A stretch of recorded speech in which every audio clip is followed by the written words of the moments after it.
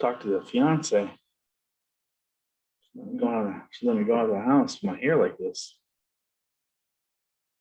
Go ahead and we'll get started with today's class. Real quick, any questions about that? Anything that anyone's concerned about?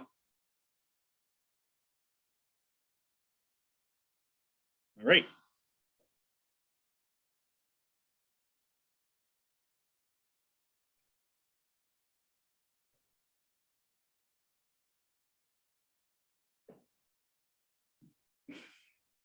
So let's jump into today's class. It was funny is that earlier I was preparing for today's class and going through the all the notes that I have and the slides, and it's interesting to me. I get excited for you guys because I remember what it was like as a new programmer, and I started learning these chunks of valuable stuff that I knew I'd just be able to use down the road and it would make sense. And now we're creating functions, and I get real excited because now you can start writing code that you can reuse, and you write something once and you can reuse this code and not have to. So a great example, we're even going to talk about it here in the slides, is we all have these inputs and outputs, right? So we, in a lot of our assignments, we're asking the customer or the client, whoever's using the program, multiple questions. And right now we're kind of having to type that information out every single time, each line. Well, with functions, if our input output piece, specifically, let's say we're creating an input piece where we want to do that loop thing where we sit in the loop until they give us good data. We don't want to type that for 3 questions or 5 questions or 10 questions, right? We want to write that one time and make it to where it's what we call anonymous enough that we can pass data to it, and then it uses that set of code that we've only written once to then just to create this piece of input for us without having to write it over and over and over again. So we're going to see some examples of that, and we're going to start seeing that. And it's also a step towards the direction of where most programmers want to get, which is into object-oriented languages, right? So your C sharps, C++, which is not a out-of-the-box object-oriented language. You can absolutely use it as an object-oriented language. Java is a object-oriented language. A lot of languages are now all built around objects, and most of the jobs out in the career are going to be object-oriented programming. And that's just because it makes sense.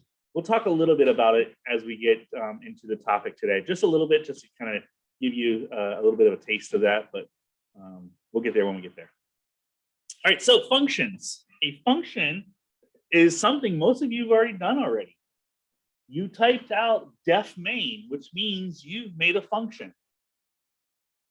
So a function is nothing more than this group of statements that are put together, and they are essentially ran when you call them. You call them with one statement, and then whatever is in that function ends up running for you, okay? So, and the reason why we do this is, again, one of the things we talked about was that code reuse. We want to also make things modularized. We want to, again, for that file, that input where we're getting user input, make that module one time or that one function, and then be able to call that task over and over again with one line of code rather than the 15 lines of code it took for the original function. So here is a great picture of it. We could have expanded a little bit on this picture because it says on the left here, the program is one long complex sequence of statements. And you can see statement.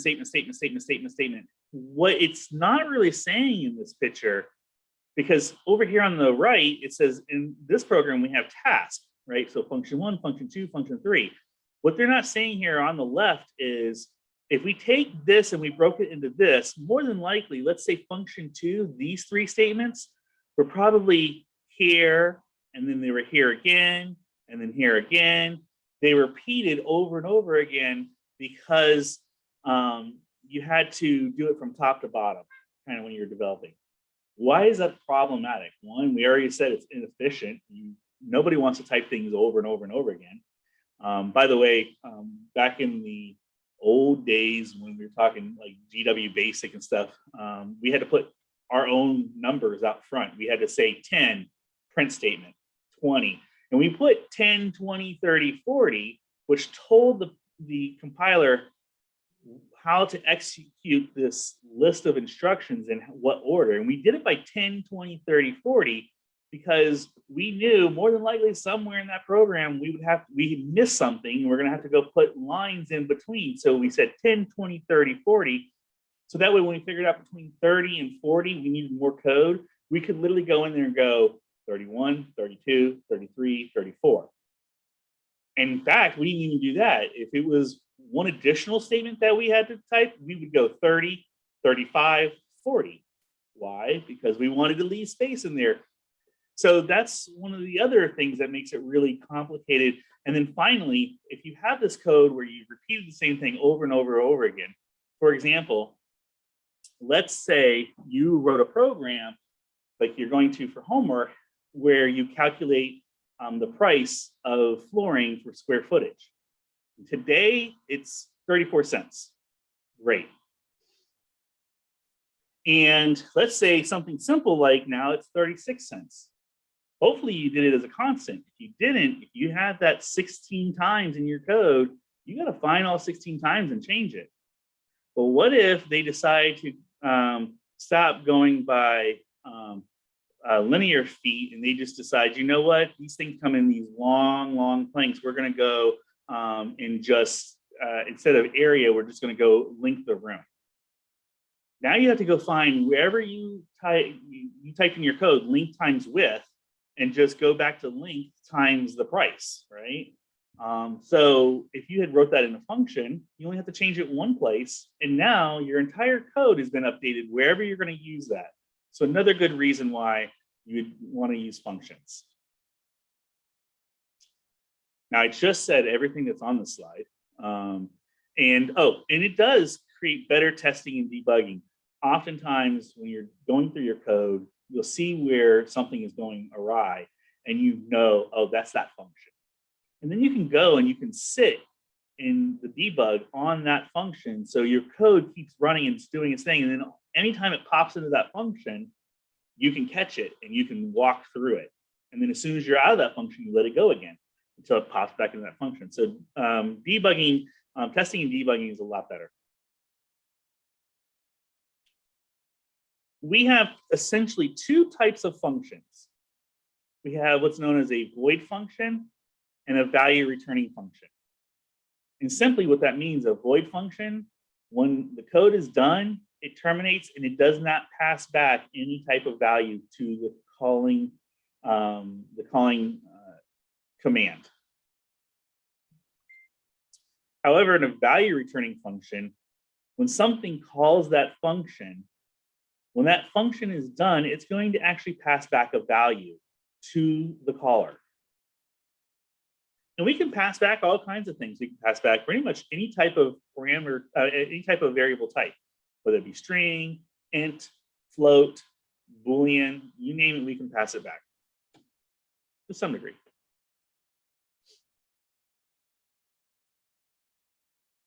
So when it comes to defining and calling a function, like I said, we've already been doing it. We use that def main all the time now, most everyone. I think I have maybe one student that's still not using the main. You're going to start using it now because, like I said, we're getting to that function piece, right? So everyone's been doing the def main in the parentheses with the colon. A couple rules when it comes to defining and calling a function. You can't use any keywords that Python's already using. Your method name, or excuse me, your function name, cannot contain spaces. The first character must be a letter or underscore. And all other characters must be a letter, number, or underscore. So you can't have a bang sign in there. You can't have an at sign. It is letters and numbers and underscore. Upper and lowercase characters are distinct. So when you make a method that says get number or get addition, if you capitalize that A and lowercase that G, then that's how you have to call it. Otherwise, it won't find it.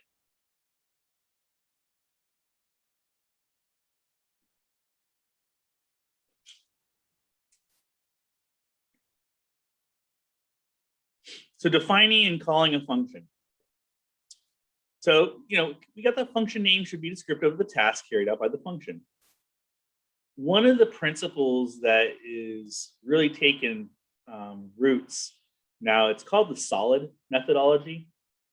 And SOLID stands for 5 different words and 5 different principles. And one of the principles of SOLID is when you create a function, it does one and one only task.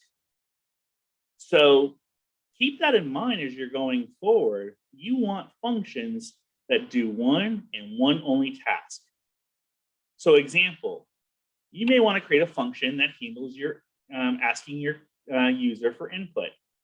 That's one function. That's all it should do.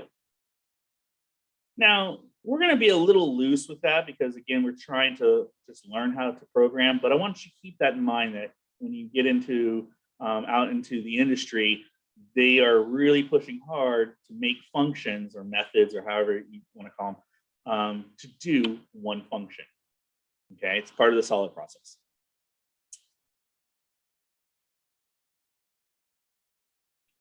A function header is that first line of the function, and not the first line of code, but literally the def function name, these parentheses, and anything that might be in these parentheses. We call those function headers because that is what defines that function. It tells you what the name of the function is, and it's going to tell you whatever needs to be passed to that function. I have also heard of them called function footprints. Not often, but most of the time they're called function headers. And then block is the set of statements that belong together as a group. For us in Python, it's all about the tabs. You can also use spaces, but most of the time we use tabs, right? A block of code or block is a set of statements that are essentially at the same tab level. We'll see that here in a moment. So when we call a function to execute it, when the function is called, the interpreter jumps to that function and executes statements in that block. The interpreter jumps back to part of the program that calls the function, known as the function return. So let's go ahead and jump into some code here. We're going to make a new file. We're going to make our friendly def main. We're going to say print, not capital, print hello world.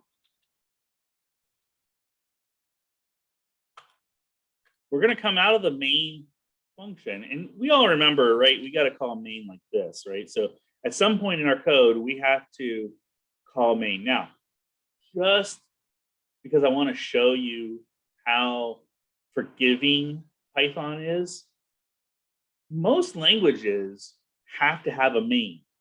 That's how they know where to inject. That's how they know where to start. Believe it or not, Python doesn't care about that. In fact, I can call this my boo.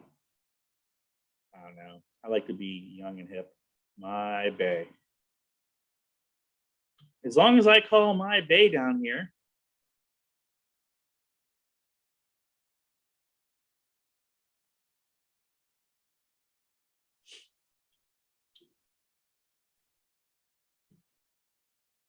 as you can see, it does it. Now that I've told you that, I want you to forget that because If you ever are in an organization and you do this, they're going to write you up because you just made it really hard for someone to read this code, right? When you first open a module file in Python, the first thing you're going to look for is main because most people use main, right? So with that, stick to main as you're starting. We're going to show you some other really cool things here in a moment with main. But I wanted to show you that's how forgiving Python is that you can have a different method name other than main. But with that being said, let's go ahead now and come down here and we're going to create another function. We're going to say simply add numbers. And in this, we're going to add, we're going to say my num1 5, my num2 2 equals 6. And then we're going to say total equals my num1 plus my num2. And then we're going to print that out. Okay.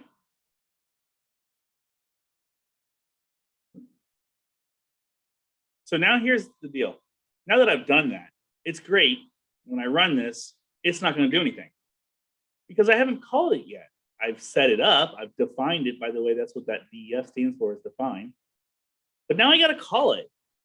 So we're going to say add numbers.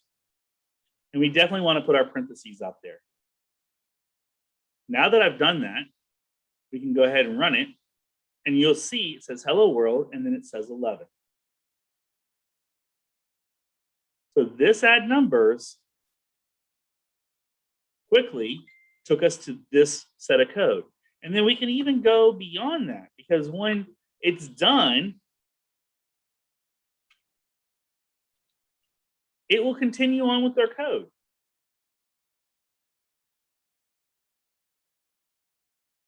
Still here. So kind of keep that in mind. So what happened here was this essentially said, go to this, run this code, and then come back. By the way, this is a block, and this is a block. Okay?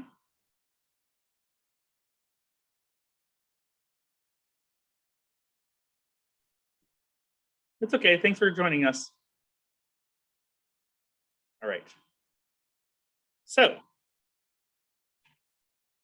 defining and calling a function. That main function is called when the program starts. Calls to other functions when they are needed, and then defines the mainline logic of the program.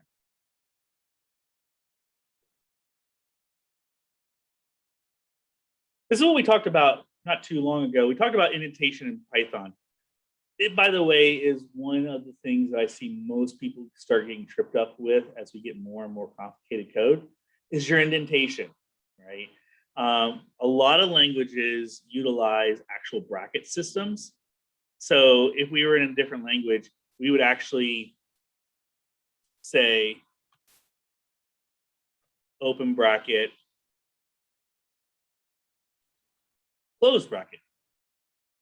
We don't really do that in Python. I find it to be a little bit easier to keep track of things, but we don't do that in Python. So we use tabs instead. Tabs are what identify the grouping and the blocking of code. That's why when we have if statements,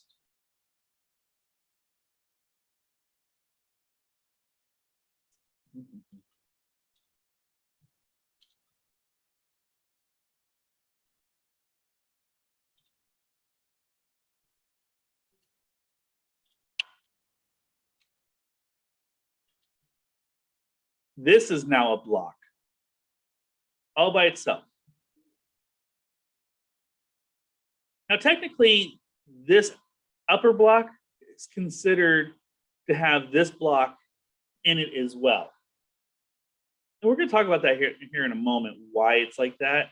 However, this block is not including this block.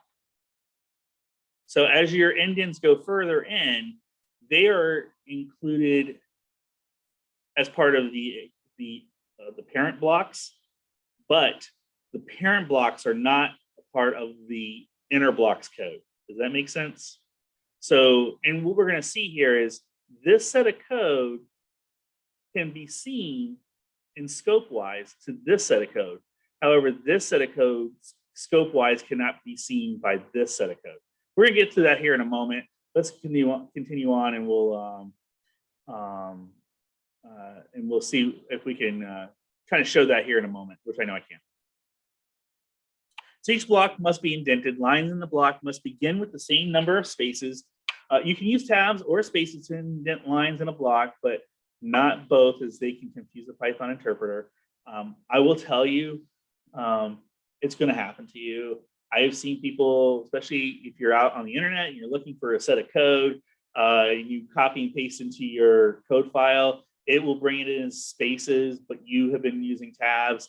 And then all of a sudden you'll start getting errors from Python that says character not allowed, things like that. So when you start seeing errors such as character is not allowed and it's not obvious what it's talking about, more than likely it's talking about you've got spaces and tabs mixed. So just be careful. What I tend to do is if I'm getting an error in a certain area and I cannot figure it out, I will go ahead and just redo all the tabs. I will come in and I'll go into my file and I'll grab this and I'll literally say tab. So I can make sure that they're all being replaced correctly. If you're going to use spaces, you just need to make sure you're using the right number of spaces. If I think by default it does 4 right now, again, it doesn't care if you use only 2 spaces as long as everything's 2 spaces in. And then your next set of code, if you go 4 spaces, then everything has to be 4 spaces in. Again, that's why tabs are, I find, to be much easier.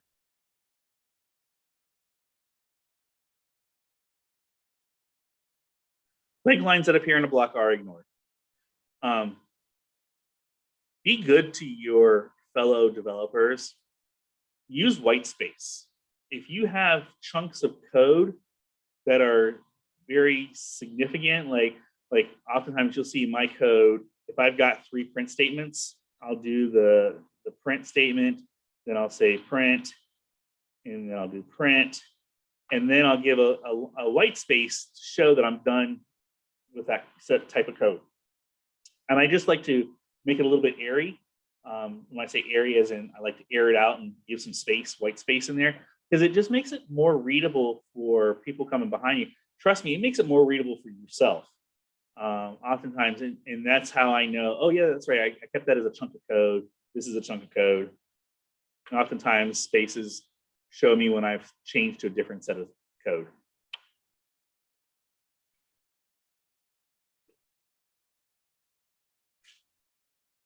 Remember, when we're developing, you'll find that you should be doing 80% design, 20% actual coding. So with that, we want to make sure we can design a program to use functions. In a flowchart, we want functions to be rectangles with vertical bars at each side. The function name is written in the symbol and typically drawn separate flowcharts for each function in the program.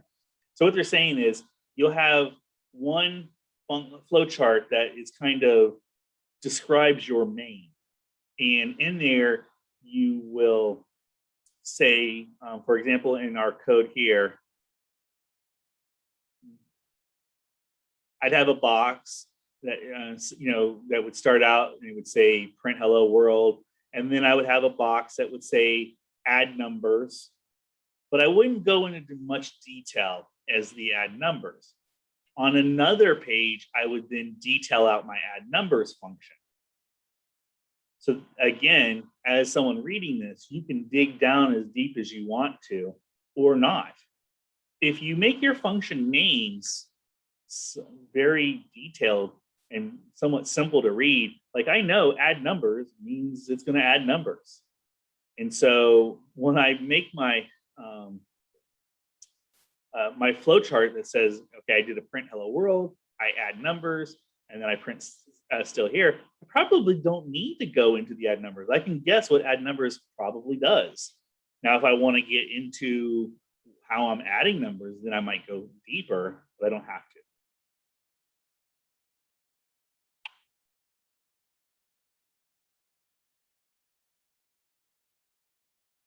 All right, I will answer the question about where you can find recordings at the end of the class.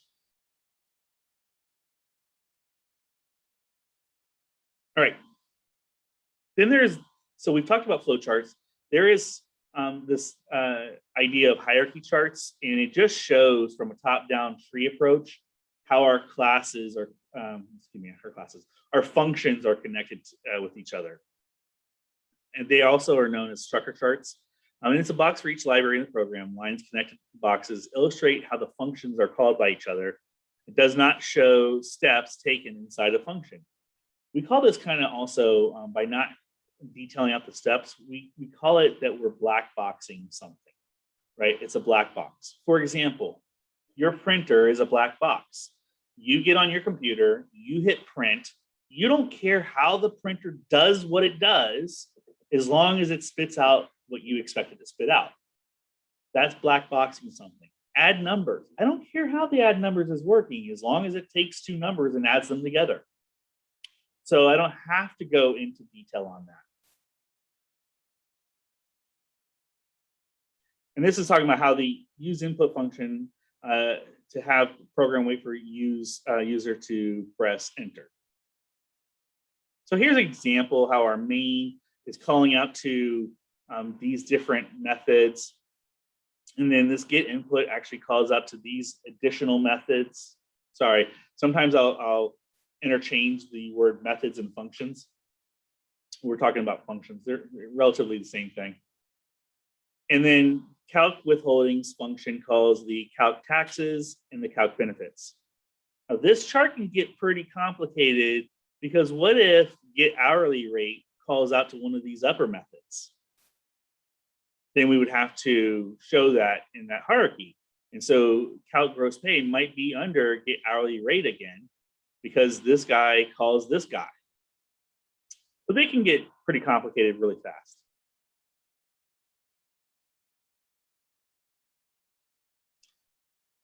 The pass keyword. Remember I told you can't call functions by a keyword? Pass is one of those examples. You cannot make a function called pass. It's a keyword, which is silly and weird, but believe it or not, probably somewhere in your career, you're going to want to make a function named pass. You can't, because it's already taken. So you can use the pass keyword to create empty functions. The pass keyword is ignored by the Python interpreter. This can be helpful when you're designing a program. AKA, this is also known as what's called stubbing out a program. So when you are first writing your pseudocode, you might start at that very high level. And you might put, okay, I'm going to call this function called add numbers. Now I know what add numbers should do, but I haven't written it yet. So I first go and I make all my pseudocode. Now I'm going to go back and I'm going to put in the calls from that pseudocode. And when I get to that pseudocode that says call add numbers, I can go ahead and put that add numbers in there, and then I can define it and put the word pass. So that way I can go ahead and run this to see that the code's still kind of working with what I've put into it so far. It won't do obviously any additions like we want to eventually, but I can make sure that my stubbing, what's known as stubbing, is done correctly, that I've got my main function is working in other areas where it's supposed to, and so forth and so on. So stubbing is done oftentimes when you are working on a project where other people are going to work with you, right? So hey, I know I'm working with Bill, and Bill is going to be off writing that add numbers function for me.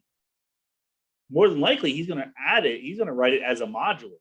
So right now, just so I can make sure I'm writing my code, I know I need to call that method, or excuse me, that function. So I'm going to go ahead and call that function, but it's going to error if I try to run it because I haven't defined it, and I'm not using Bob's code yet. So I'm going to put that define add numbers, and I'm just going to put pass in it.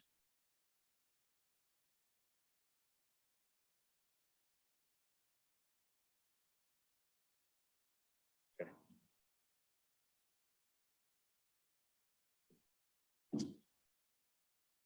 All right. So when we're writing functions, we're going to put in each function, we may have variables. If you have a variable inside of a function, it's known as a local variable. And it's local to that block of code. And when I talk about blocks of code, that's where we start hearing the word scope.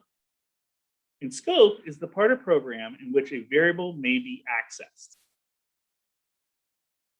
Think of scope as code that can see itself, or it can see the code, right? So one line of code can see another bit of code.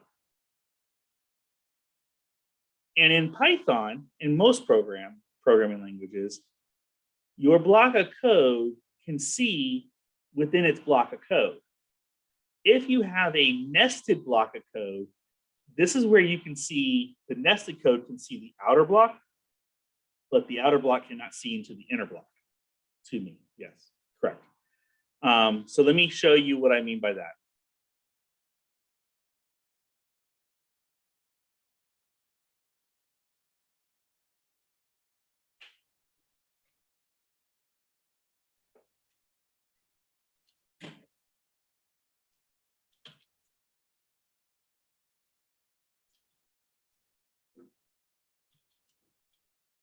Okay.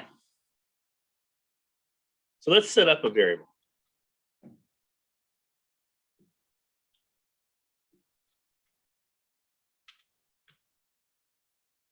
My var equals 1.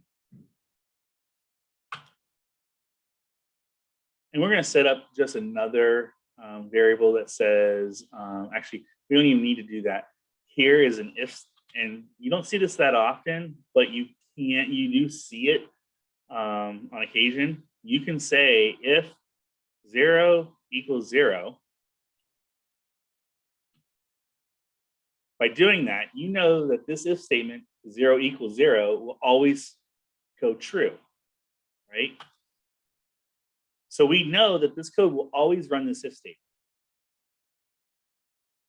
And we're going to say print my var. Oh, and because we're trying to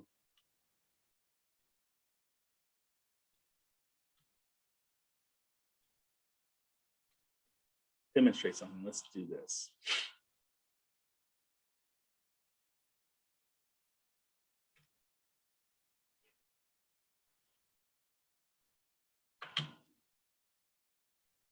So we've created a variable at this level of block.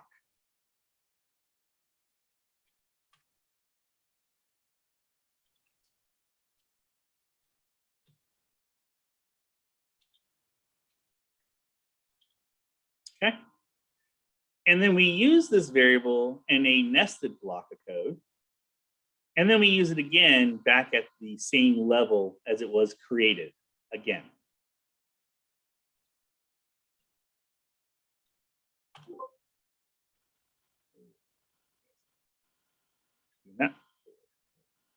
All right, so let's go ahead and run this.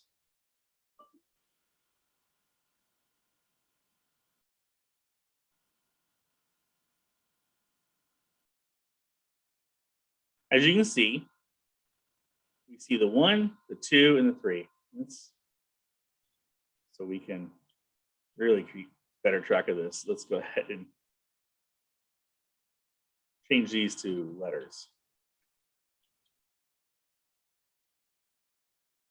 There we go. Okay. Now, back in this if statement, we're going to set up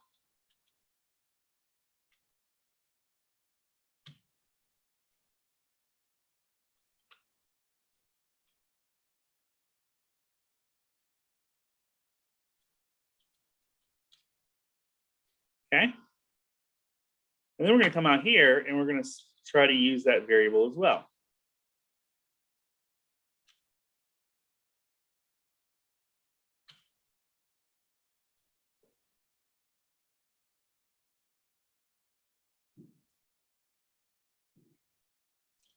So here's the interesting thing, and this is what's pretty unique about Python. It's unique to, I shouldn't say that. It's something that you find in Python, you may not find in other languages. Again, it's somewhat forgiving, right? So as you can see, my var equals 1, it can be seen by all the code indented and at its own level. And we have this new var that we set up that's one indent more than this.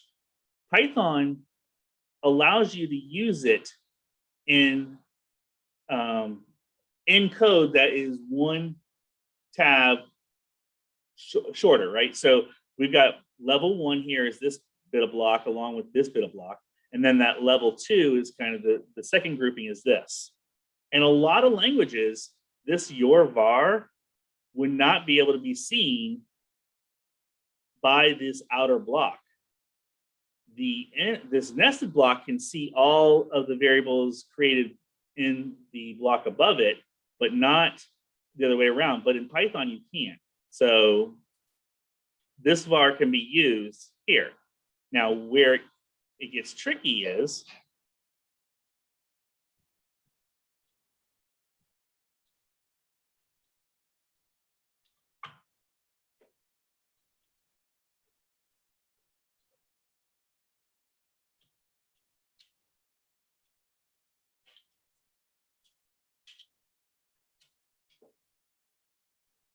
and now we're going to call this. Okay. We get an error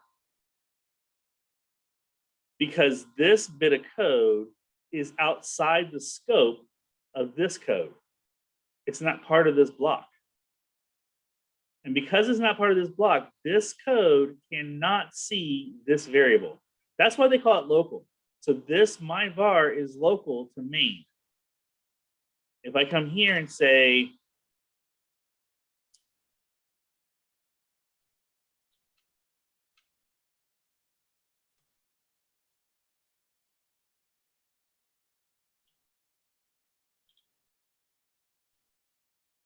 that should work.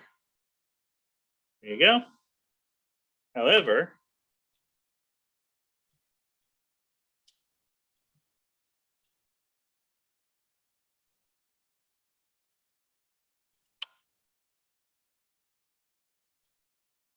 because this another var is part of this block and not part of this block, this code can't see this block. So this will error out as well.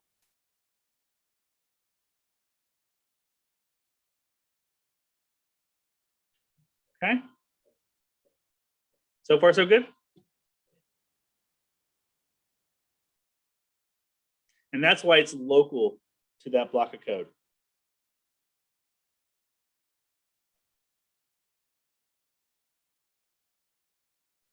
Now this is pretty simple. It's just saying that local variables cannot be accessed by statements inside its function, which precedes its creation. So if we go back here and we look at the code we were just looking at, your var here, if I try to come up here and say,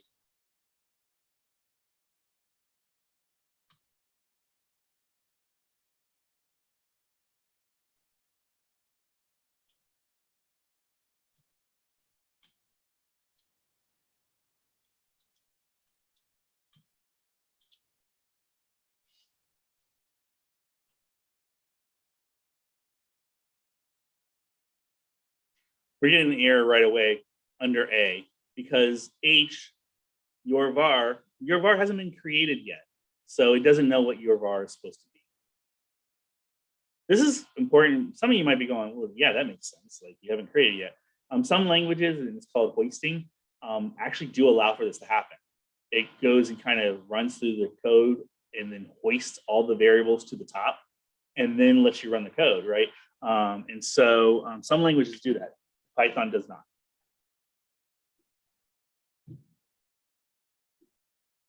I just like saying the word hoist. So that's why I threw that in there. So then if that's the case, if we can't use variables in one function and another function, then how do I get data to that function? Because remember, that's the whole point of programs, is to take and manipulate data, right? So even playing your game, if you have, you got, 3 hearts and you hit the enemy and now you have 2 hearts, you've manipulated the data, right? So everything's about manipulation of data. So we want in fact, a function that isn't doing some kind of manipulation. I often tell people you might want to reevaluate that function because more than likely there's no value to it. If you're not doing something with it, if you're just, so some people will go, well, I have an output function. Okay, but if your output function isn't taking in data, so that way it can not necessarily manipulate the data, but it can show different data. You're manipulating it by giving it different data. Then what's the point of that function? And I've seen that where people will write a function for output that it literally says error. They have an entire function to print out really pretty the word error. And I tell people there's nothing for that function. There's no reason to have that function because it does nothing for anybody.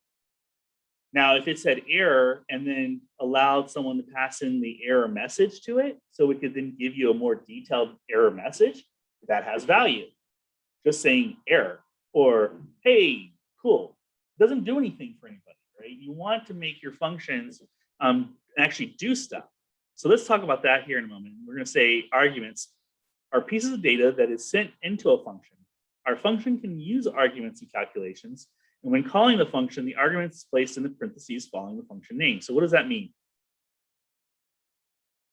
Well, let's go back actually.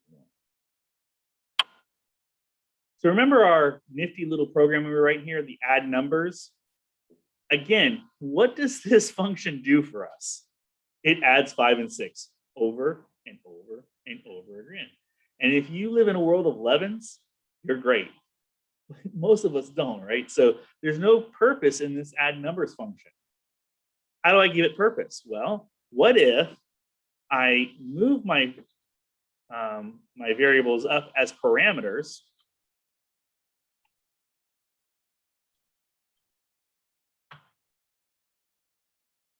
Okay.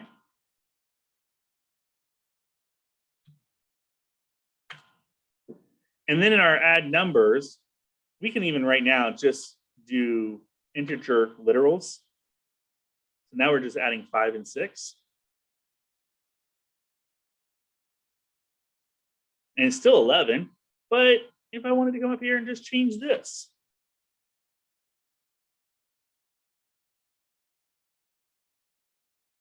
So now I've made a function that has some value. I can take 2 pieces of data, add them together, and it gets outputted. We can take this further, right, by asking for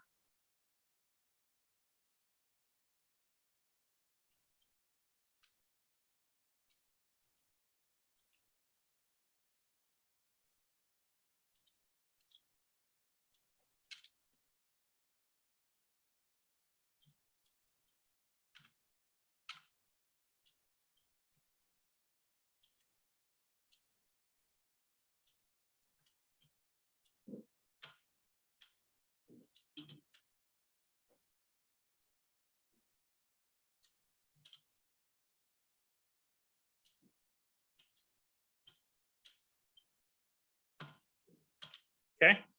So I'm asking for input of the first number, and then I'm asking for input for the second number. I'm taking that data and I'm passing it into my add numbers, which is going to down here take that data and it's going to add it and it's going to then print out that total. Another thing to note, because we have 2 different actual blocks of code, 2 different scopes, I can reuse variable names because my num1 up here isn't known down here. So I can say my num1 and then use my num1 down here as well.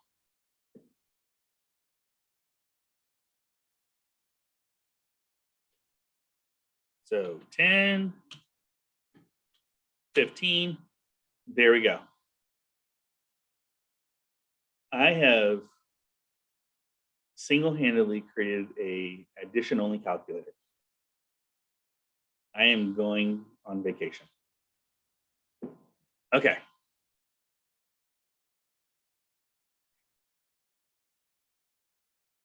I like the looks when I make stupid jokes. They're precious. I take them all home with me. All right. So here is what we just did, just illustrated. So we have this value of 5. The show double is another function. Does anyone else see the problem here, though? They messed up the indentation. This indentation should be over here. And there should be one less indentation as well. Show double value, and then they're calling the number, and they're doing essentially what we did, except they're multiplying it by double because it's show double.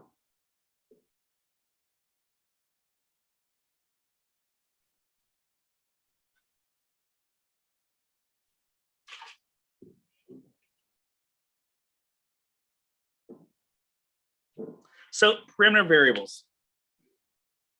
Variable that is assigned the value of an argument when the function is called.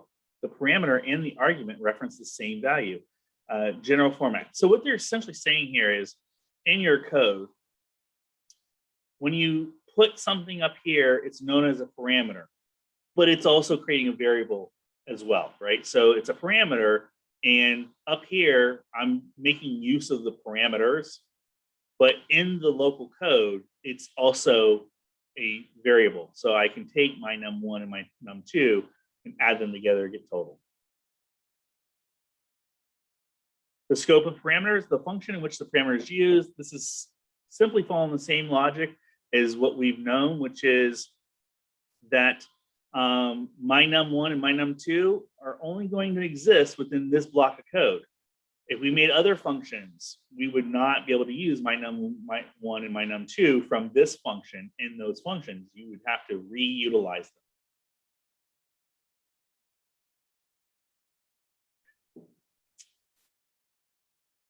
Now, in my mind, this passing argument to function, this screen's a little confusing about because what we're about to talk about.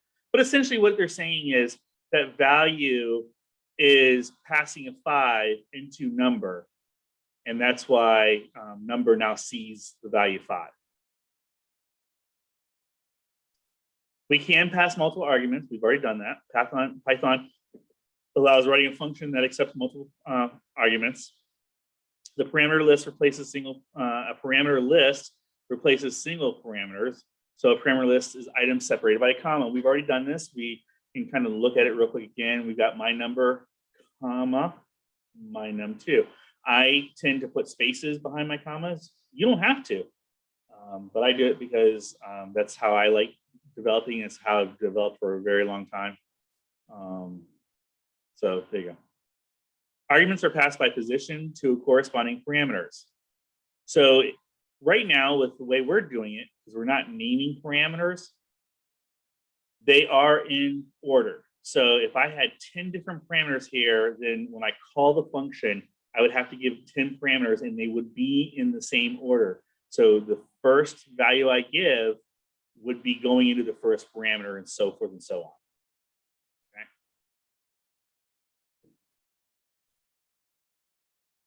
So here's an example of that. It's just showing that 12 is going to go into num1 and 45 is going to go into num2.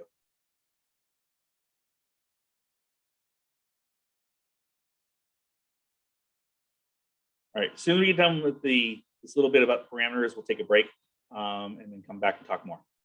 So making changes to parameters. Changes made to parameters values within the function do not affect the argument. This is known as passing by value. You may at some point hear another type of parameter, which is known as pass by reference, but we're passing by value. Passing by value means you're giving a copy to the function you're calling. And the reason why that's important is because that function, if it makes changes to that parameter that's now a variable for it, it does not change it for the variable for the calling method, as the calling function. If only I had something to demonstrate that. Oh wait, I do. Okay. Let me get rid of these print statements.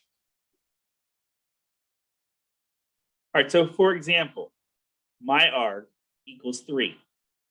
in this main function, I have set my variable, my arg, to 3. And we're going to print 3. Actually, let's do what we were doing before. We're going to say a, and then we're going to call the change value function, which is down here. And we're going to say, oh, we're changing the value. The val is now 5. Print the value. So let's. When we're done here, it's going to then go back up to here. So now we're going to say back in main. And we're going to then print out what is now in my arg. Now remember, my arg variable was passed to this change val, which then got changed to 5. And now we're back up here. So what do you guys think? What does everyone think that my arg for C is going to output? 3 or 5?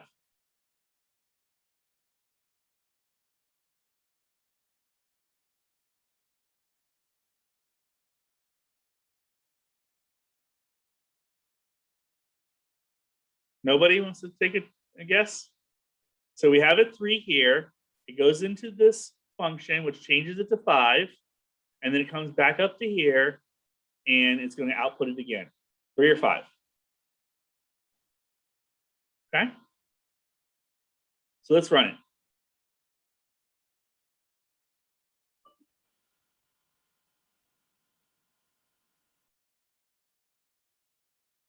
Anyone see what I did wrong? Sorry? Yeah, because in an if statement, you can't, 1 equals means you're assigning, not comparing. I try to, when I make mistakes like that, to show you what the mistake is, make sure you guys understand it, because that gets you better at reading your own code and fixing these little mistakes that you're going to make. So A is 3. Now we're changing the value, which is 5, and we're back in main as 3. So why did it go back to 3? Because when we pass my arg to this function, it's not passing it by a reference in memory. It's actually giving it a copy of its own variable. In fact, what essentially is happening is it's saying the val now equals my arg, right? And so the val has its own copy of what was in my arg. So when it makes the change here, it stays with this scope and does not come back up here.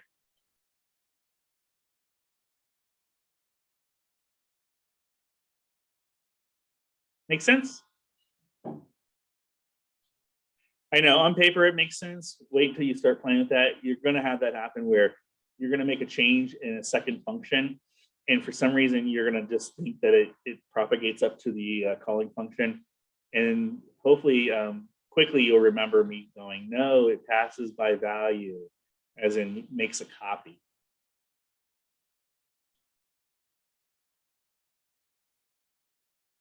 So this is exactly what we just did. The value variable passed to changing function cannot be changed by it. So it's just saying that this arg is not going to be changed. And when it changes, it's not going to change the value up here.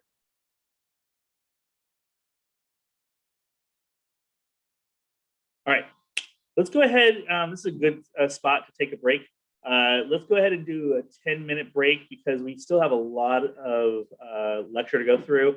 And then I want to make sure I can do some examples and some coding in front of you. So let's come back at 7:20.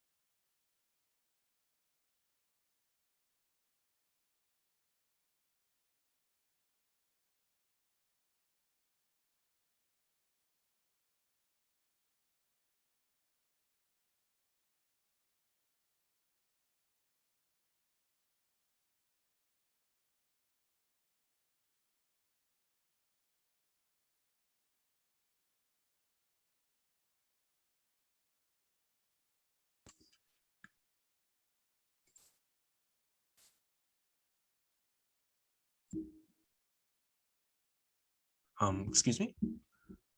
I think you're muted. We can't hear you. I am muted. Thank you. Sorry about that. So let me start that again. Thank you for that. On this, as I was saying a couple slides ago, we call parameters in the order that they're defined in the function. Well, we can get around that if we want to call things out of order.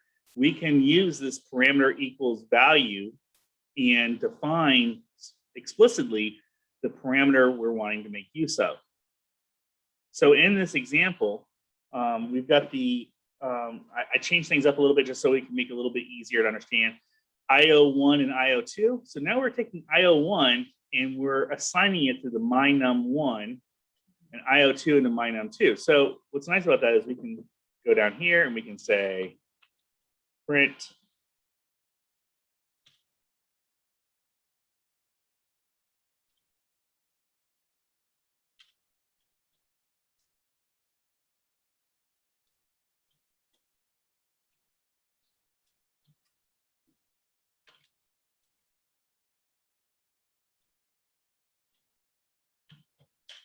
by the way, when you copy and paste code like that, it's in the industry, it's dubbed as clipboard inheritance. And so every time I do it, it makes me laugh because I'm doing that thing. They really mean for big chunks of code, but it's one of those things that people will give you a hard time when you copy and pasting code because they're going, oh, see, that's a reason why you want to create a function. Obviously, if you're copying and pasting code, means you're doing it more than once. You want to make a function out of it. All right. So with that being said, we can go ahead now and run this. And we're going to say our first number is 1 and then 5. And there you go, 1 and 5. Now let's change this up. Let's say, actually, sorry. Let's call mynum2 first. Now I'm reversing the order of the parameters, but because I've actually called them explicitly, I can do that. So before we put 1 and 5 in, it's mynum1 and 5. So let's follow suit and say 1 and 5. And you'll see now the numbers are reversed because I reversed them by calling them backwards.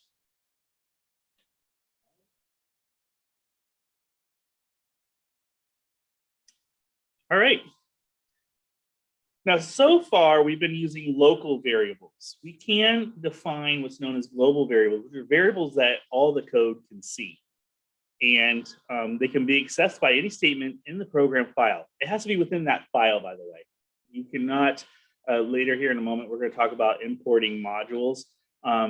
Your module code would not see that global variable, but within this file, you can see a global variable.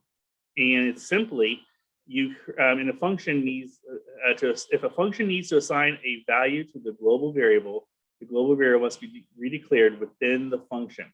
So for example, we can say,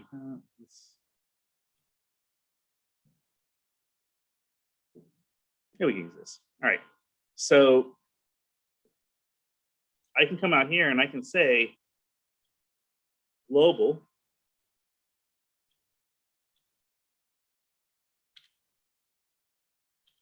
We'll run that. Oop. Oh, I think.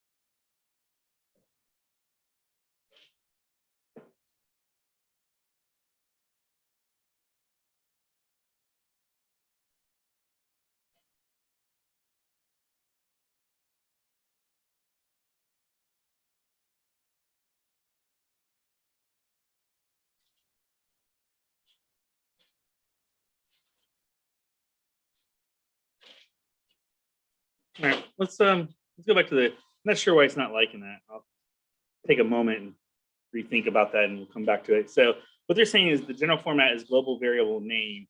Um, and I'll tell you the reason why I obviously need to practice my global variables is because global variables aren't really good to use. You want to avoid them oftentimes because it makes debugging difficult. You can have code that is now at this global level, and then you try to use it in a local setting later, and now you've got data that's crossing each other. Functions that use global variables are usually dependent on those variables, and what happens is then you now have other functions that are also dependent on those variables, and it just becomes a nightmare and it becomes a mess. So rather than using global variables, what you're better off doing is making them parameters to functions and just passing those variables along to those parameters that want to use it.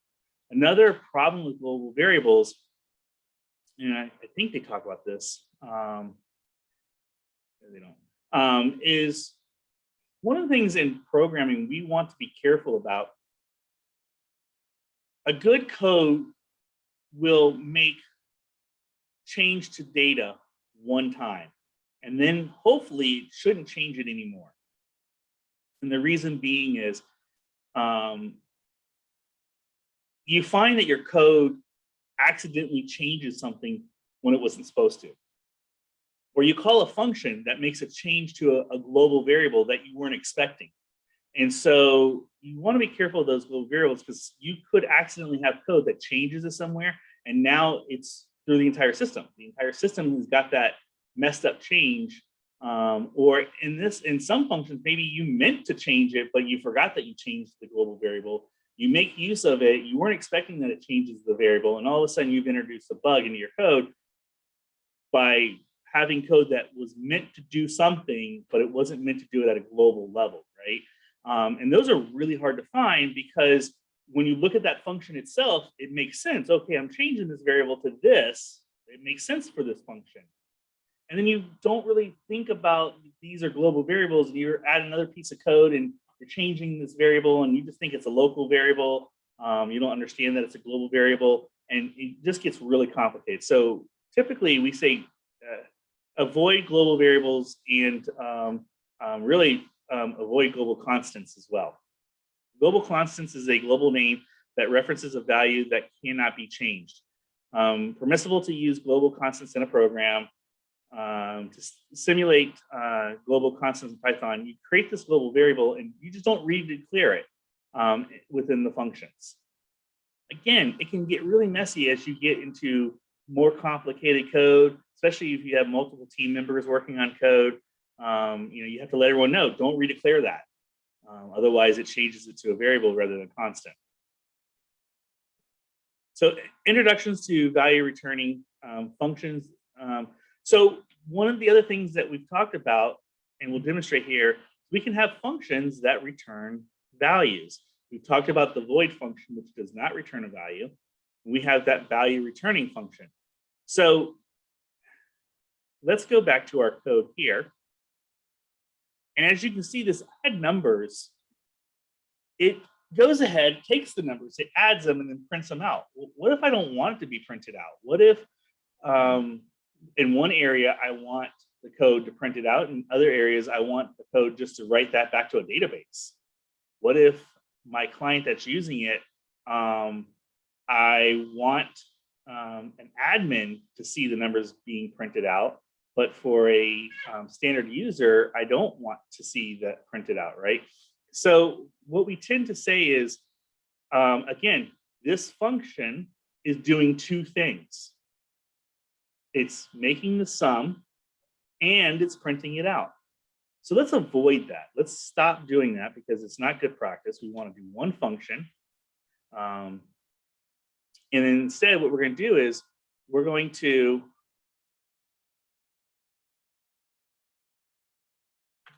back some of this stuff out. Quick, hold on.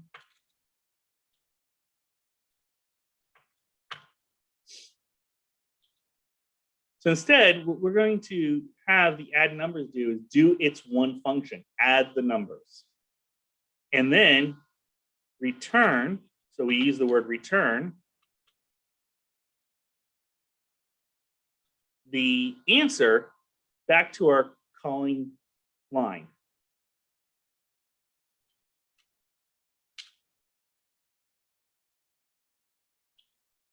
Then let the code that's called it do whatever it wants to do with it. Let the code calling it be smarter and figure out what it needs to do with that code. Because once you start printing out the total here, you have pigeonholed this function into doing that thing, right? And that thing is not adding numbers, by the way.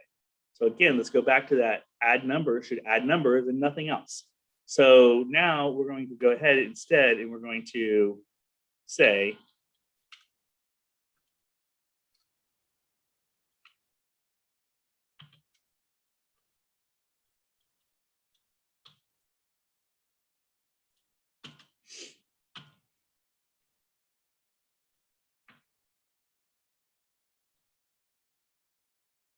so this return total is taking this variable and it's returning it back to where we came from. And it's now assigning it into that answer.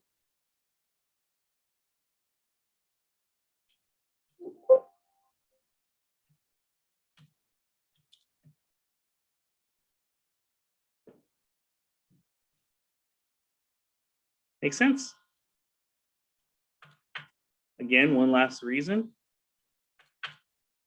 So now I do that here. Sorry.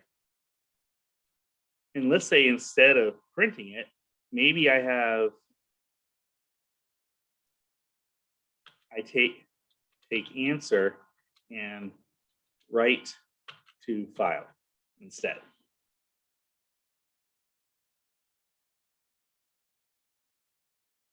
Okay.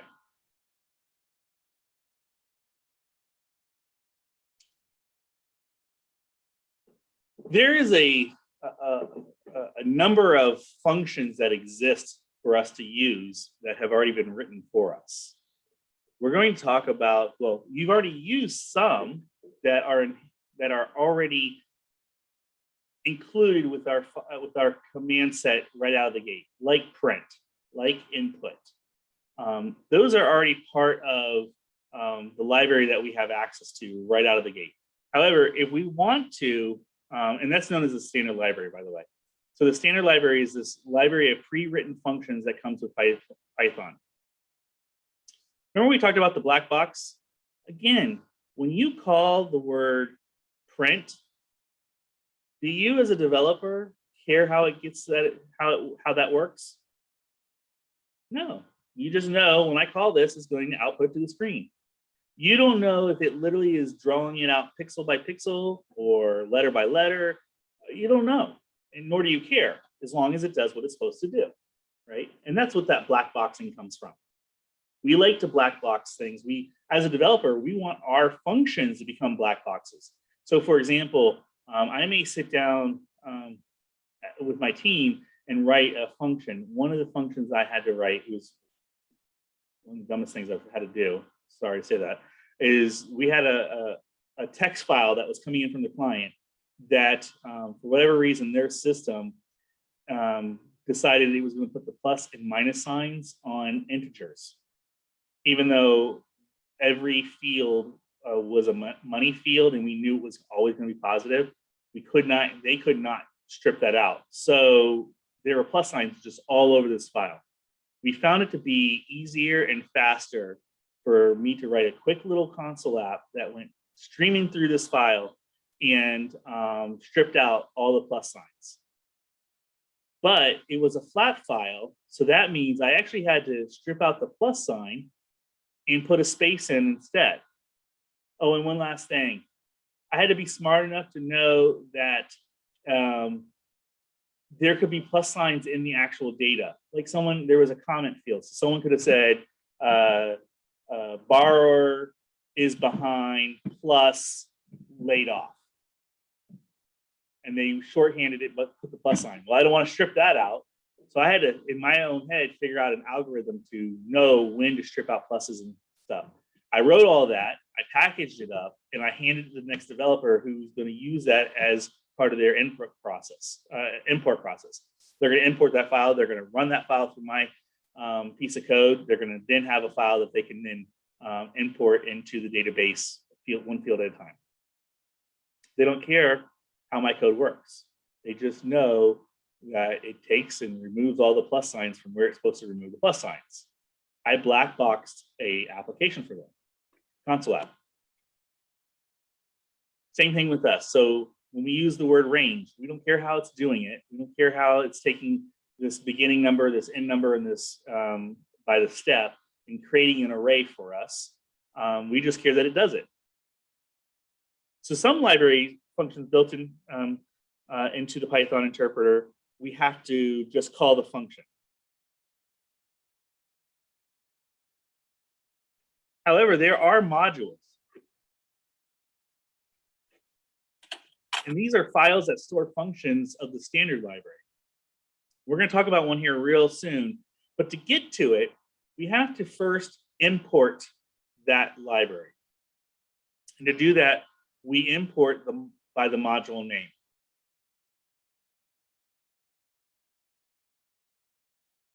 So here we have the standard library function. We're importing a library function, and it's going to now be part of our code. One of the things you're going to do with your homework is to make use of random. And random is a module. And to utilize it, you're going to have to import it. And then to use functions in that library, you have to do what's known as dot notation. So you call the module name, you put the dot, and then the function name you want. I'm going to do some demonstration on that later today to show you how to use that. We'll continue to keep going here. The random int function generates a random number in the range provided by the arguments. So it returns this random number as part of the program that's when you call the function. The return integer can be used anywhere that an integer would be used because it's returning an integer. You can experiment with this function in interactive mode. So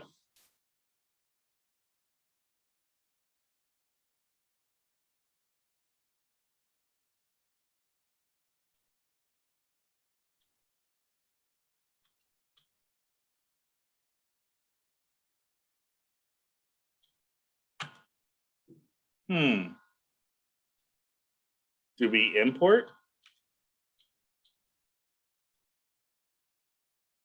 Okay.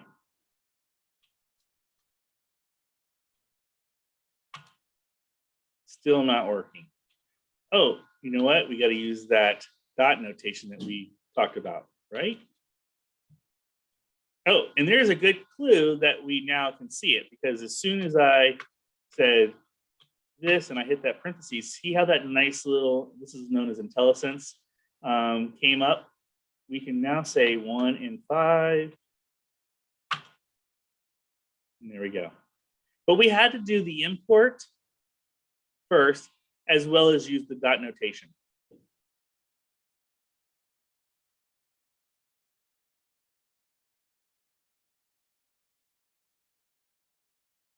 There we go, random, and these are the two arguments. You got the starting number and the end number.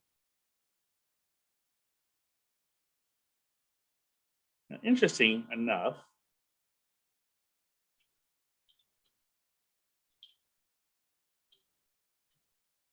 what if I say 0 and 1?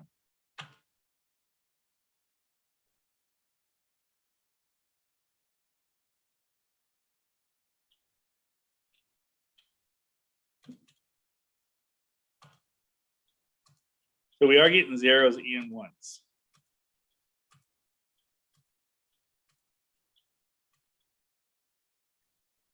So keep that in mind. By the way, actually, let me see if they talk about it here in a moment. So this random int, it will generate a random number in the range from 1 to 100, and it's going to pass it back. And we can, by the way, you can use this as something that you assign to a variable that you can then use later. including the very next line. But oftentimes, if you're going to use it as the very next line of your code, oftentimes we'll skip that assigning it to a variable, and we'll just go ahead and put the entire function inside of another function, because what's returned will then get used by the print function.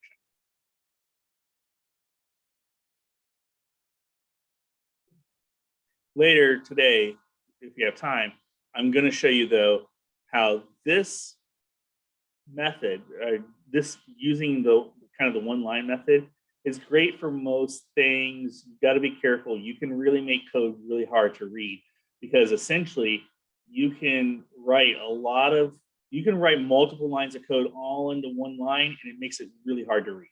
Oftentimes breaking things out just makes it easier to read. So we'll show that in a little bit. Now, there are other functions within the random library. This rand range, which is similar to the range function, but returns randomly selected integers from the resulting sequence. So we can go ahead and specify a random range. It's very similar to the random int that we just used, except that it gives us one additional parameter.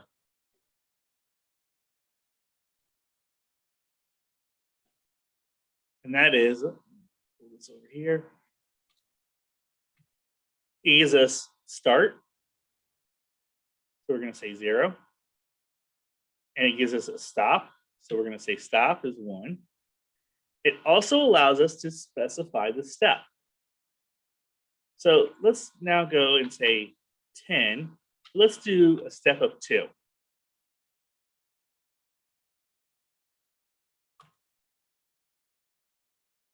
You're going to notice that as I do this over and over again, we keep getting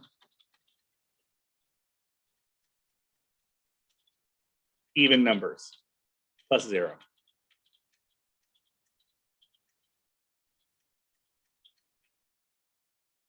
And that's because starting from 0, it's going to go by step of 2. So 0, 1, 2, 3, 4, 5, 6. And it's going to skip those odd numbers. I can do a step by 1.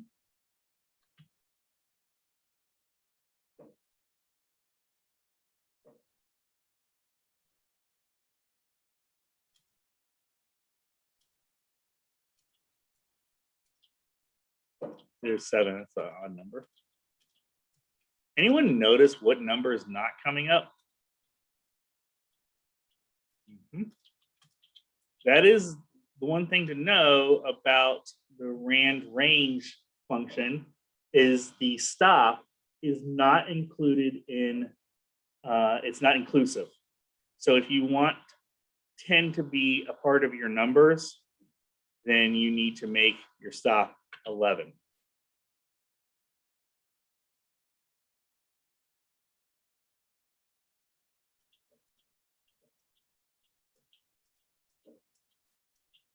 Come on, there's 10. There you go.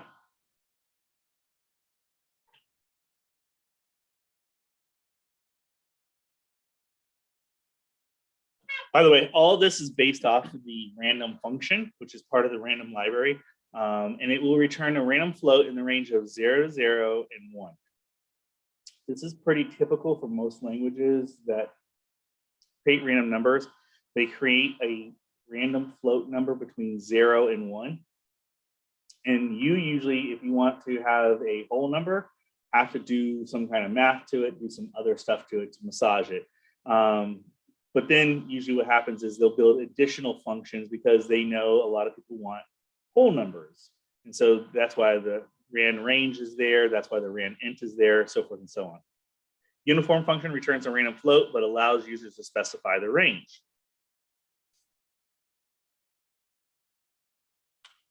Okay.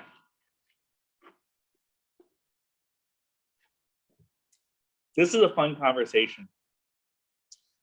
Random number seeds. So when it comes to random numbers, just so you know, your computer is incapable of creating a random number. It's not possible. There's no such thing by its own design can it create a truly random number. In fact, we call them pseudo-random numbers. And what happens is the random application uses a function, or excuse me, uses an algebraic equation to create a random number based off of a seed. Now, we haven't been specifying a seed, and that's because if we don't specify a seed, random by itself will make use of its own seed. I'm not sure, I don't remember what Python uses as their seed. Most languages will take in whatever millisecond is at the moment it gets called, will become the random seed. So that's a pretty common thing. Now, just a fun conversation. They now have systems that can truly create random numbers, because what they do is, like, I know one system essentially has an antenna on it and it listens to static and it turns static into a number, and that number is then the seed for the pseudo random number. The reason why it's considered a truly random number is because the number that it's getting isn't generated by something. It's pulled from the randomness nature of static.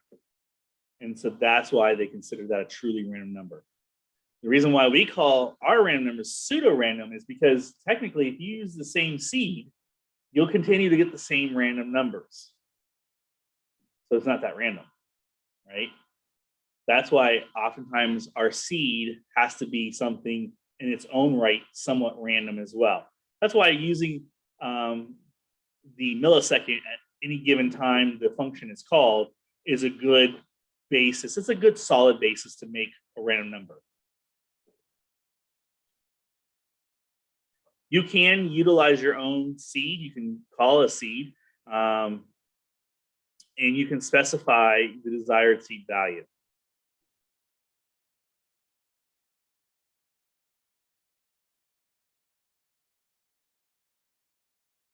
Seems a little out of place. Like, did I move the slides around on accident? So again, this slide is just talking about we can write our own value returning functions. I think maybe they did it in this order because, again, it kind of follows suit with one of the homework assignments. Is you're going to in homework, you're going to create a function that will generate a group of random numbers and then pass back data. So again, when we're doing this, we are going to have a function name with its parameters, and as you can see, the return result is what gets returned back. We've already done an example of that, so I'm not going to spend too much time on that. Again, the reason why you want to have data returned from a function is, and again, not always, right? There are plenty of reasons to have functions that don't have a return value. But I'll tell you, I would say a majority of functions will have a return value, because the point of it all is to give the function data. The function should do one task with that data and then return the results back to you. And it could be something as simple as I'm calling a function that opens a file. By the way, that function, that's all that function is going to do is open a file. And it's going to return back a true or false. A true, that the file is opened successfully and go ahead and you can use it now. Or false, something happened. Maybe the file wasn't there. Maybe it's corrupt, who knows? But it didn't open that file. And so now I can advert, I can go a different direction because I know that file didn't open correctly.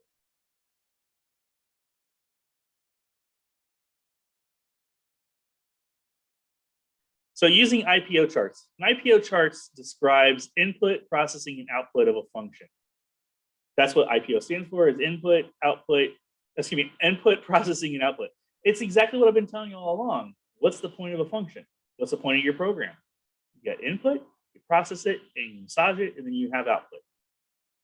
So it's a tool for designing and documenting functions. It's typically laid out in columns, and it usually provides this brief description of input, processing, and output without going too far into details. Again, some of this we want to let it be a black box. It often includes enough information to be used instead of a flow chart. So here's an IPO chart. The get regular price function has an input of none. The processing prompts the user to enter an item's regular price. By the way, that's why there's no input, because it's going to, as part of its processing, it's generating input, right? It's asking the customer for input.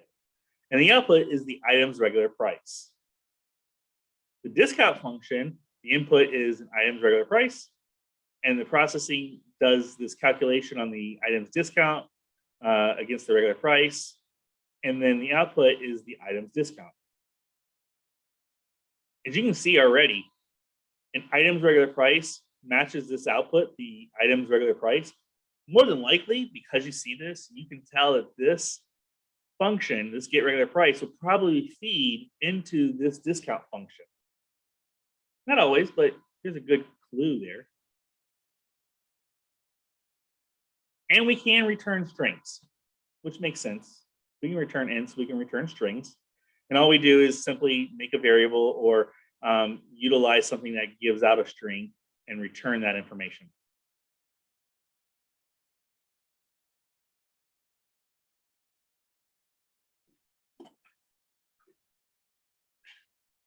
You can return Boolean values. It's great. We just talked about that. File, opening a file. I write a function that opens a file. I can return true or false of whether it was successful or not. That happens a lot in coding. We like to have logical checks, logical gateways, right? And so we'll do something, and part of doing something, we want that function to return whether it was able to do it or not. So how do we return multiple values? In Python, a function can return multiple values, specified after the return statement separated by commas. So return expression 1, expression 2. And again, this can all be on one line. And when you call such a function in an assignment statement, you need a separate variable on the left side of the operator to see each returned value.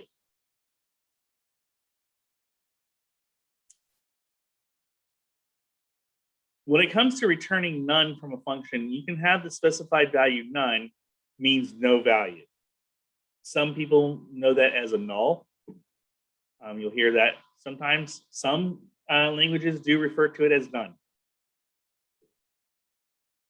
Just so you know, none and 0 are not the same thing.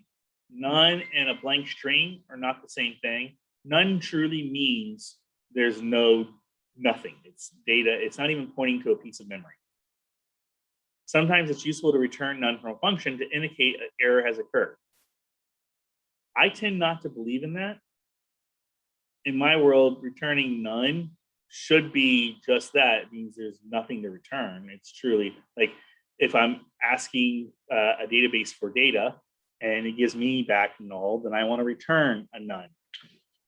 Otherwise, I consider a method returning, or excuse me, a function returning none as problematic and could be seen as an error in the code, right?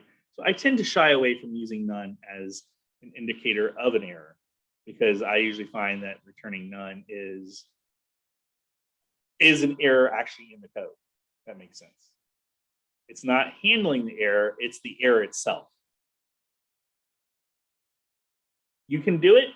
Again, I'm not a big fan of it. Okay, so we talked about the random module. Now let's talk about the math module.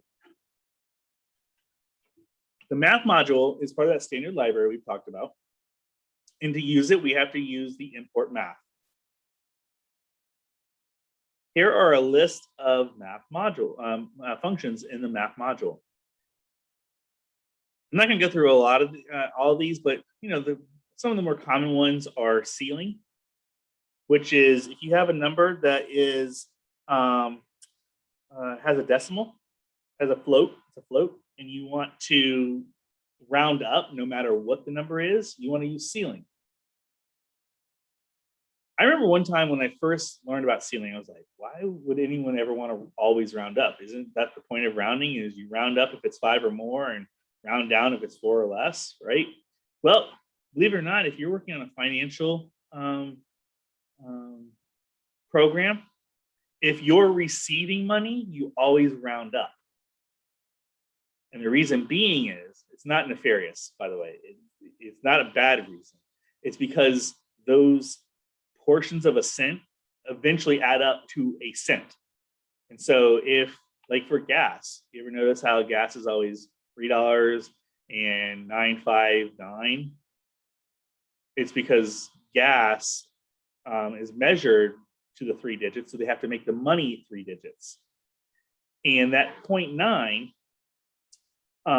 isn't a true cent yet, but you add a couple of those together, 2 of them, and you have a cent and an eighth, and 8/10 of this, or 4/5 of the next cent, and so forth and so on, right? So when it comes to math and money, if you're receiving money, you always want to round up. For example, let's say we do taxes, and the tax rate is 6.5%. That's what, by the way, first off, you'll notice most areas never go to that level. They don't have 6.5%. It's either 6 or 7%, because again, it makes math really hard when it comes to money. But let's just say it is 6.5%. You're going to start getting that third decimal in your monies. And if you were to round down, then over time, you actually have lost money, because that thousandth of a cent will eventually add up to a cent.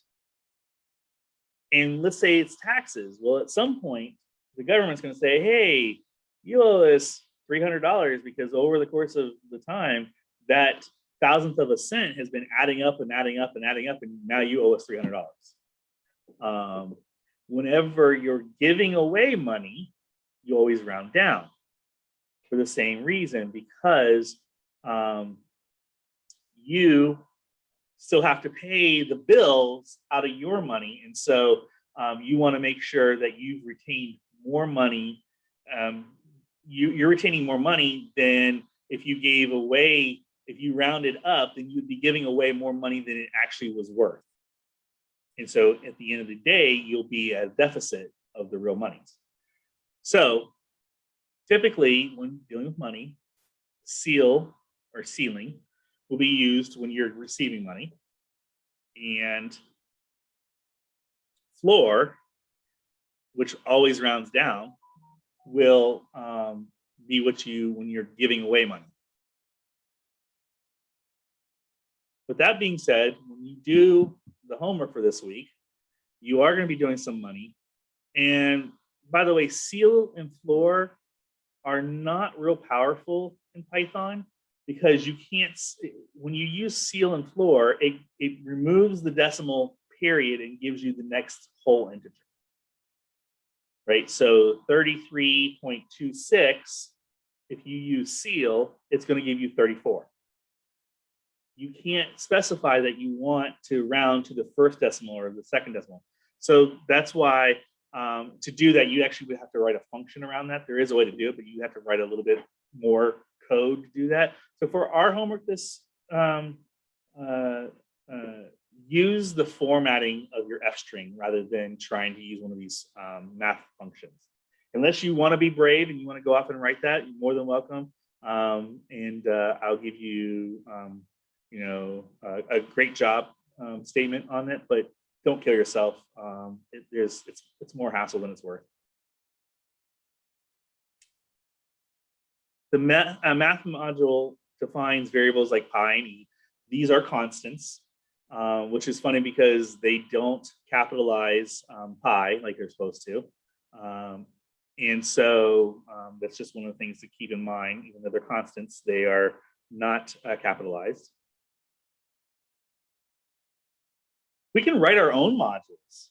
So again, now we're getting even more brave. Now we've written multiple functions. Now let's write functions and store them in a completely different file that we can just utilize anytime we want to. So for example, maybe you want to sit down and you go, you know what? I like to open files and do these things to them all the time.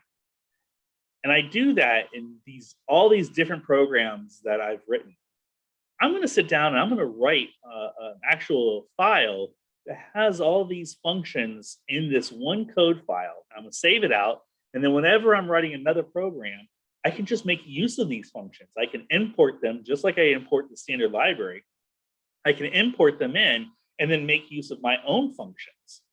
So, which is great. You know, one of the things where I see this a lot, well, in plenty of places, but one kind of over the top example is, especially when it comes to processing strings, oftentimes we will have like these utilities that maybe the language we're in doesn't. I'll give you an example. We just talked about this. The math module, we just talked about how ceil and floor don't really do what we want to do when it comes to money. So we're going to have to write a function that would allow us to use ceiling, but at 2 decimals for money, right? So we want to take something that comes in a float, maybe it's 3 decimals, and then take that and round it to the next cent, not the next dollar. We would write that as a function in our own module, save that out, and now we can use it whenever we want in any program that we're using. Make sense?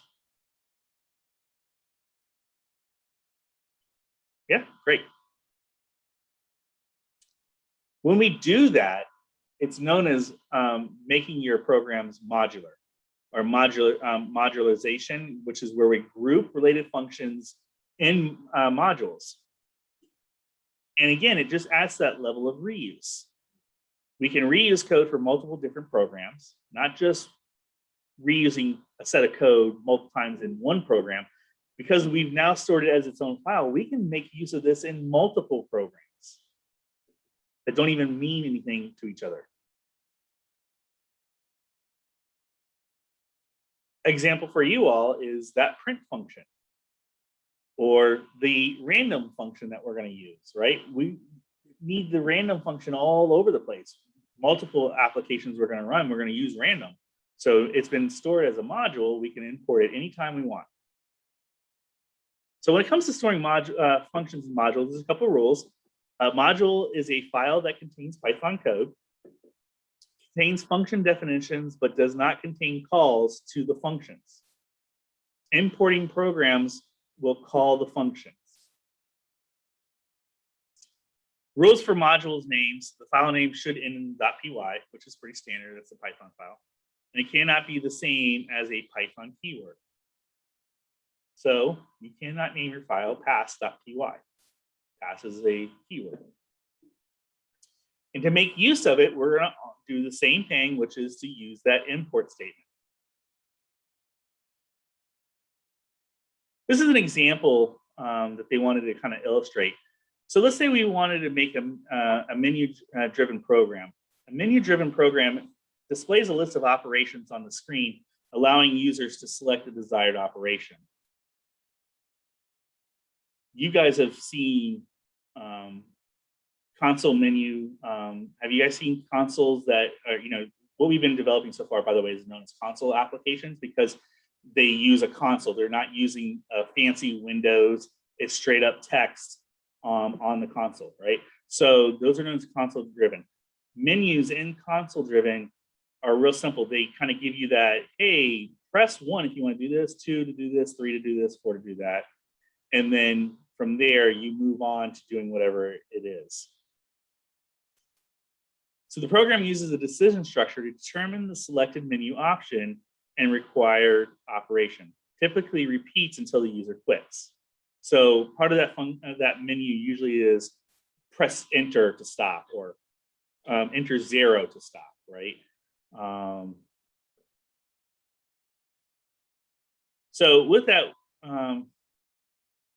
so with that, we can create a module that allows us to take in some different parameters, some different items, and then the module itself, we can then call a function that would then list out those menu items. And when we get the input, it gives back the input to our function, to our calling function.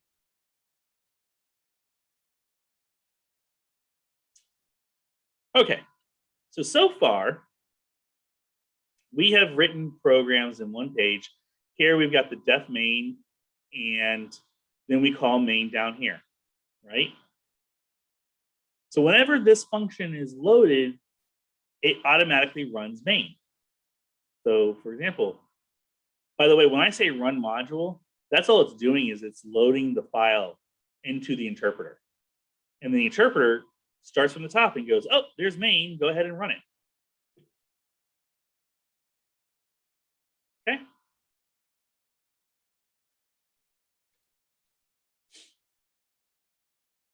So with that being said, that's not the file. This is the file. So I have this file that I've created already ahead of time. And in this file, I have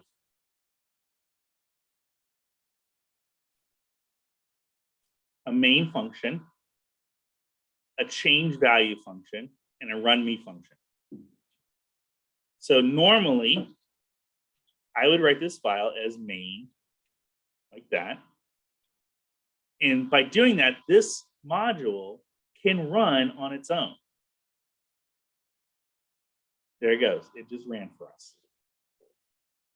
Well, great. Now, let's say I want to use this as a module for another file and include it in. So again, the first thing I'm going to do is, as you can see this up here, this passing by value, circling with my mouse, that's the name of the file. So that's why I'm saying import passing by value. I saved this file, by the way, in a folder on the desktop called week 5, module 5, or something, maybe week 4. What did I call it? Let me see here.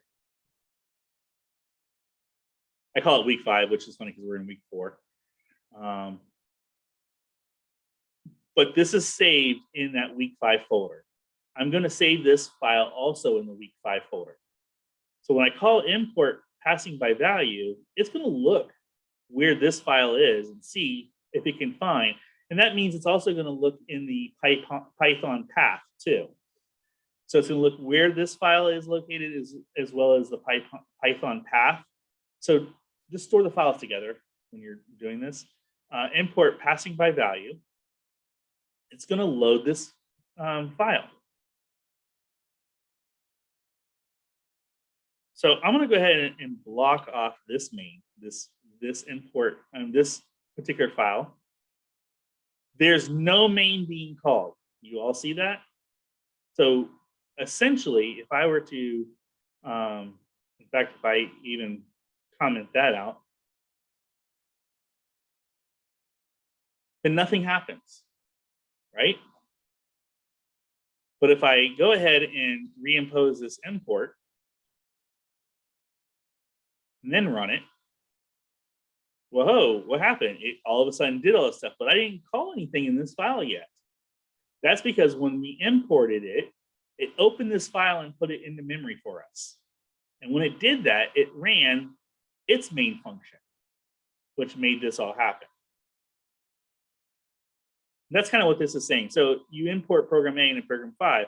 However, you don't want program A to run when it's open. So how do I keep when this, when this file does the import of passing by value, how do I get it to where it doesn't run this main? Well, I could just go ahead and comment that out, right? That would work. In fact, let's see that. Yep, nothing happened. But now when I come over here and try to run this file, if I wanted to run this file on occasion by itself, it won't do anything because I've commented out that main. To get the best of both worlds, we do this. We make an if statement and we say if underscore underscore name underscore underscore equals in single quotes underscore underscore main underscore underscore end quote, then run, then do main. By doing that, I can run this module by itself, and there it goes. It did its thing.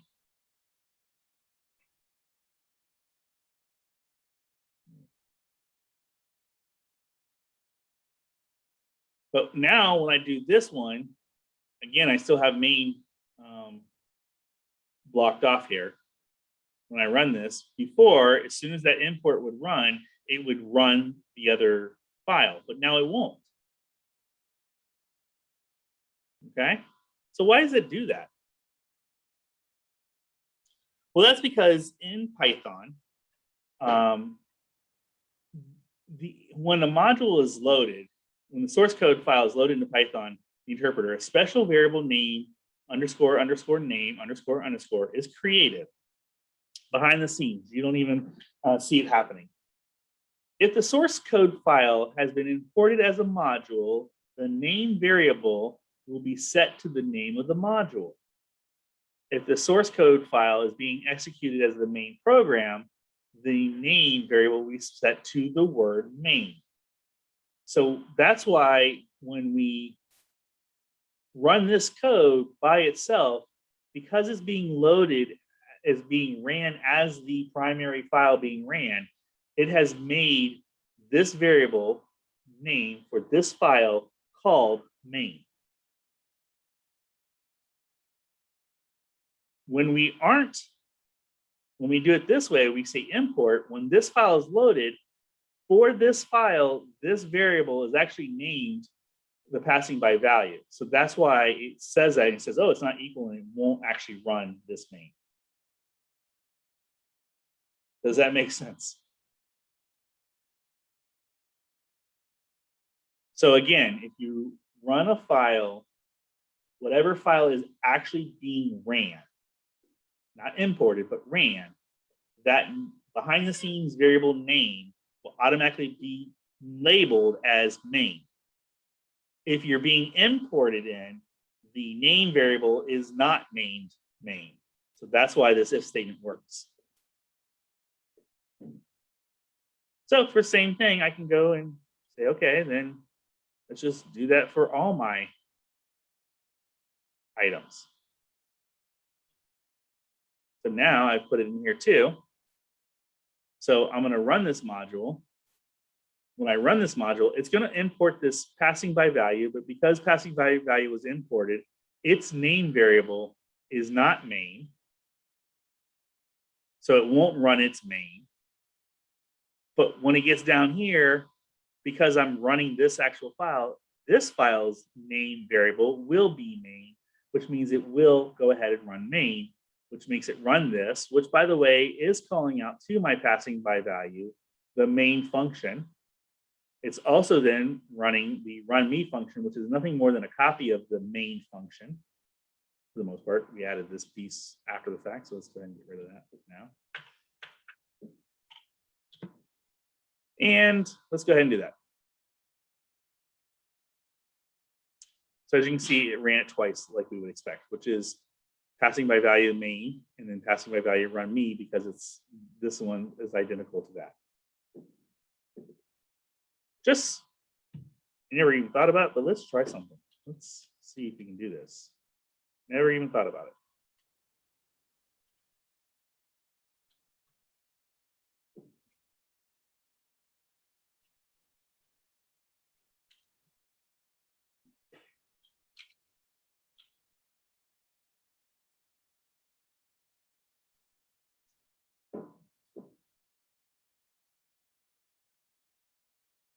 So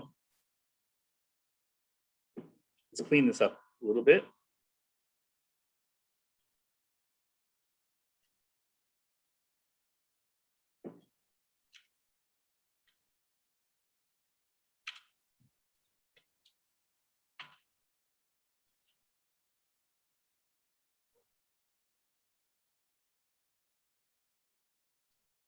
So I'm running this file, which is going to now say running file, and then it's going to show us what that name variable actually looks like.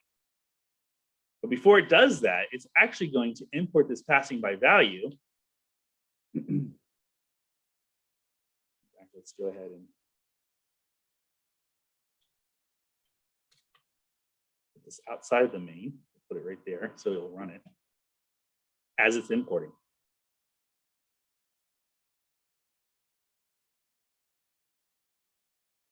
So As it's loading this file, I went ahead and it did this line.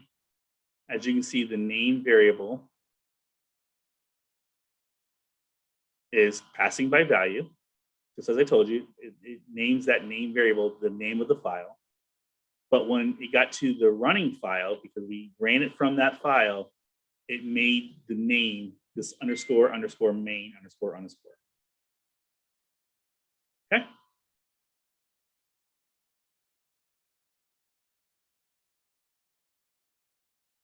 So that's exactly an example of what we just talked about.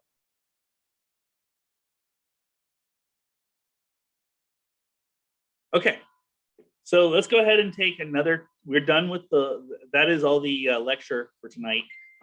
We are going to take another 10-minute break. So we'll come back at 8:30. 8:30?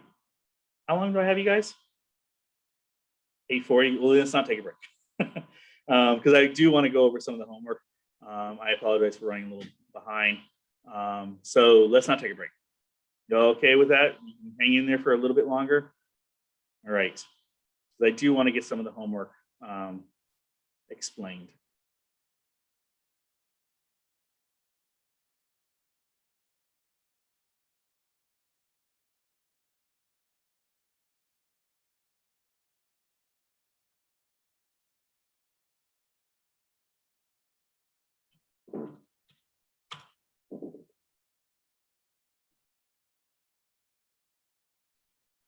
Okay.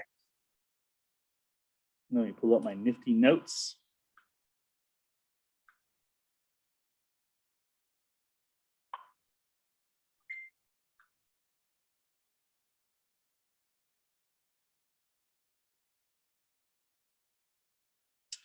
All right, so program 5.1.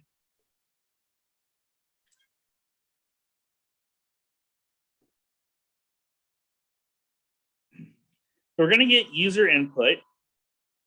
We're going to ask a few questions. We're going to ask them how many random numbers they want. We're going to ask them for a minimum value of those random numbers, the maximum value of what those random numbers should be. We're going to then generate kind of this running list of random numbers. We're going to print out that list, and and part of that is we're going to create an actual function that that's known as generate random, and that's going to create our random numbers. It's going to have a loop in it to create multiple random numbers. And while it's doing this, it's also going to accumulate or sum up the numbers it's getting back from the random generator. And it's going to pass that number back to the calling function, which is then going to output that function that number. Do I follow that? Take a look at online to understand what's going on with that. So here we go, program 5.1. And because we have limited time, I'm probably not going to do all the pseudocode along with it. Just bear with me and hear it as I talk it out. So we know that we're going to have a main function.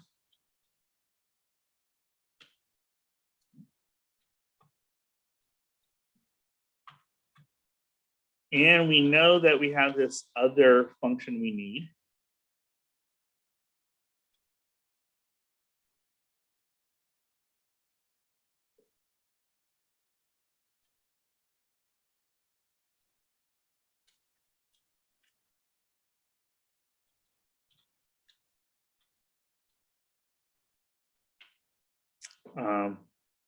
And because I know we're going to have IO, which is user input output, right?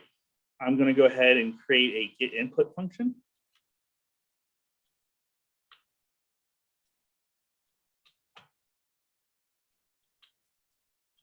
The instructions for our homework didn't really ask for that, but it's, in my mind, it's just a healthy practice to get into. And there I'm calling that main. By the way, because we want to get into good habits,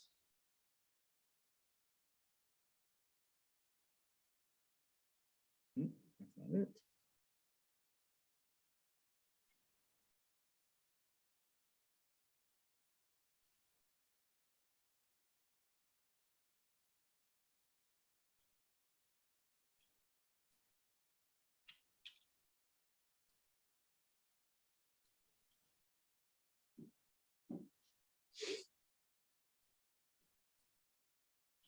We'll go ahead and make use of our new name variable.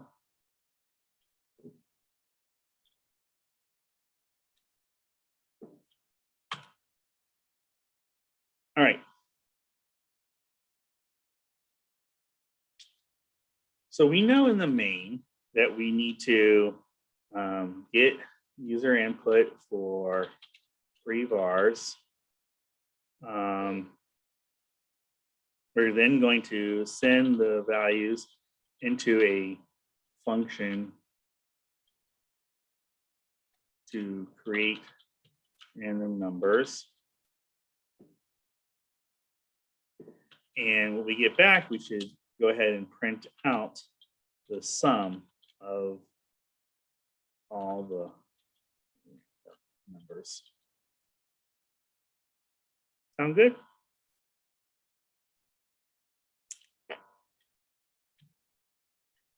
In this function, we know we need to, first off, we're going to create a constant for our step value. You'll see that here in a moment.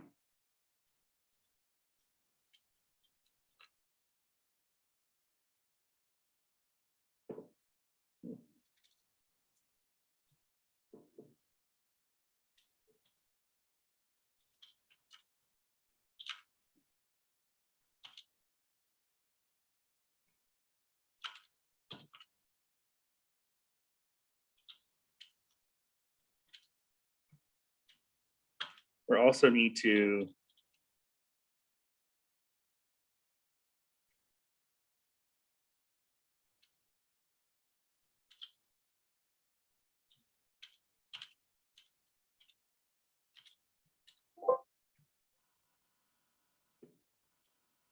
then we can go ahead and create the loop.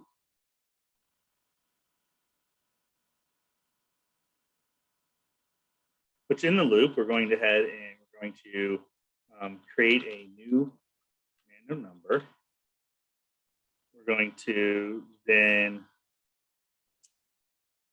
add the number to our string accumulator for output later.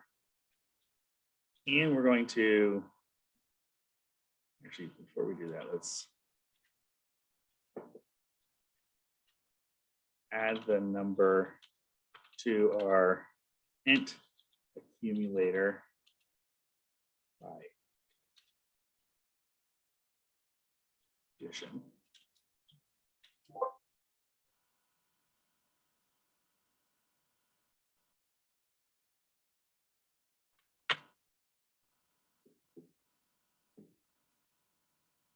Now we're coming out of our loop and we're going to print the string accumulator, the screen.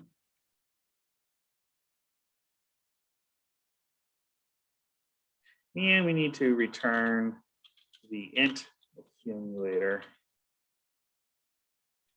which is the sum.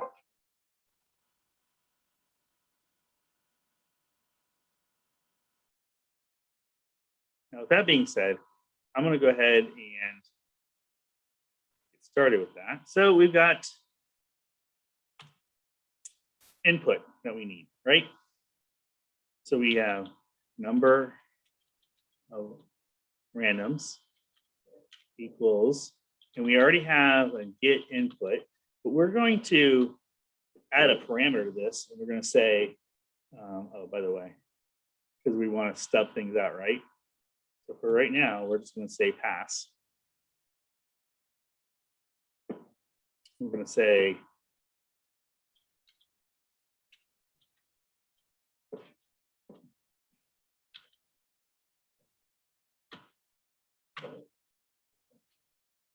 That means we need to add this down here.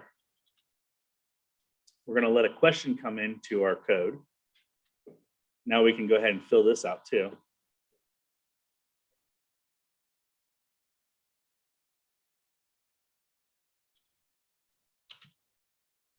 Now, interesting enough, what I can do is I can say,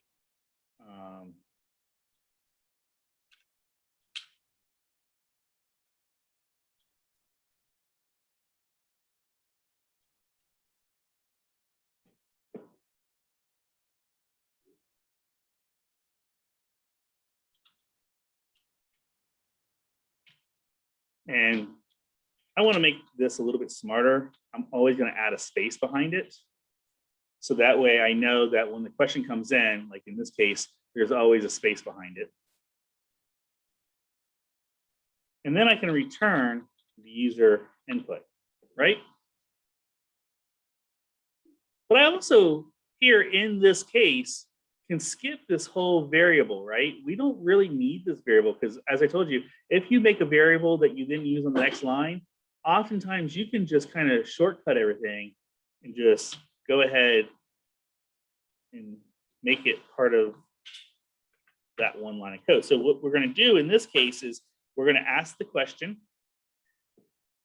turn it into an int, and then return that all in one step.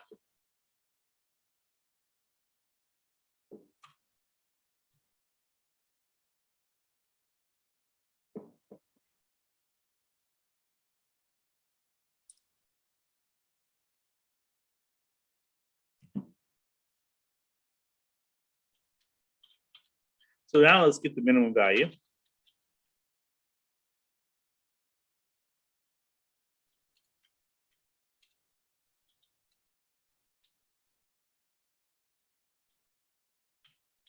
And please know that there's probably better ways to ask these questions. I'm just for sake of getting things done.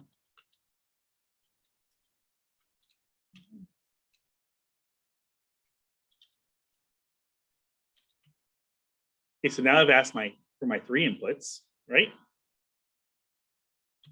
Now I'm thinking about this and I'm like, okay, how do I get this information down to that generate random? Well, I'm going to probably need to go ahead and pass in a number of randoms to create. I'm going to need that random min range, and I need the random max range.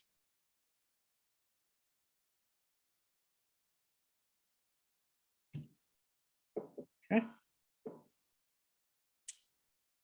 So in here, we're going to go ahead and say, and before I even fill this out, now I have enough in this method that I can go ahead and just call it as if it were done, just so I can finish out my main function.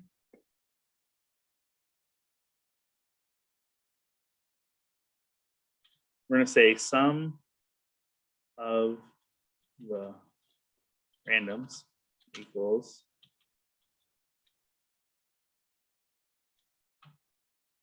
we know it's going to be num of rands, num value, num. Okay. And then, by the way, this is where I was telling you about the random numbers and stuff. Don't worry too much. Well, and then the next project, this would be with money. And this is an area where you don't worry about it. Just use a typical format string to round.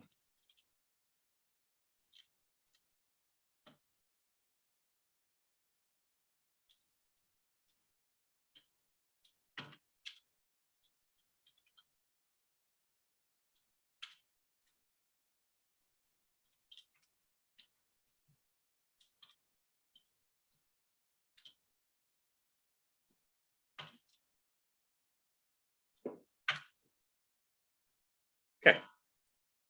So now my main function is pretty described, and it was easy to do because I had the pseudocode to help me along the way, right? I didn't have to kind of jump back and forth with the functions. I just felt that the generate black box, generate random was a black box. It's going to work correctly because I'm now going.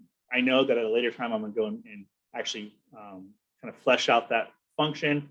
But to get main done, I went ahead and just assumed it was already done and correct. So now let's go ahead and flesh this out. So we know that we want to go ahead because of the method, the function I'm going to use is the random range. We need to have a step value, and for us, it will always be a 1. So let's go ahead and make a constant. Please note, this is just one way to do this assignment. There are plenty of other ways to do it. It's one of the things, that's why grading these papers sometimes can take longer, because I have to really read your code and see how you've done it, how you've implemented it. I've actually tell you, when I was doing this, I knew off my head, there was 3 ways I thought of doing it. So, this is just one of the ways I picked. So in this, I'm going to use accumulators, and I'm making a string to basically hold nothing at first, an empty string. And I'm going to also create an accumulator for us to continue to add or keep a running sum of the random numbers that are coming back. Notice how I called it return val. I typically like to do that because now I have dubbed this as the value I'm going to, at the end of the day, return back from this function. Now let's create our loop. Probably remember this method of doing it. I'm going to go from 0 to num to create.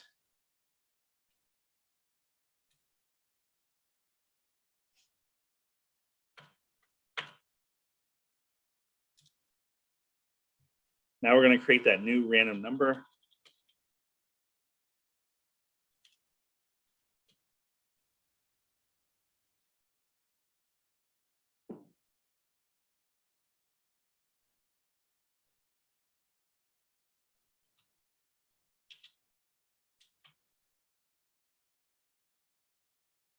Now, interestingly enough, it's coming up. And the reason being is because it's part of the standard main library. It will give us a throw a fit because we have not imported the random library in. So just, again, because we're trying to get things done pretty quickly, I'm going to go ahead and show you that I'm going to import that random file so we don't get the error. And that allows us now to actually use this. So the first parameter, like that.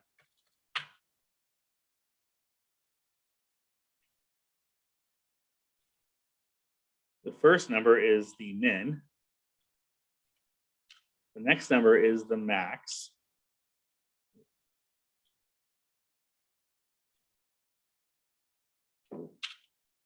And then the third parameter in this particular function is that step method, the step, right? You guys remember also earlier I said for this random range, it's the random max range is not inclusive. So since we want it to be inclusive, we're going to add 1 to it.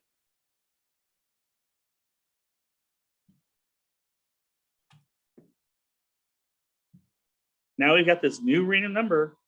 Let's go ahead and take that return value and add it to itself plus the new random number. Remember our shortcuts for doing addition like that. And then we're also going to say,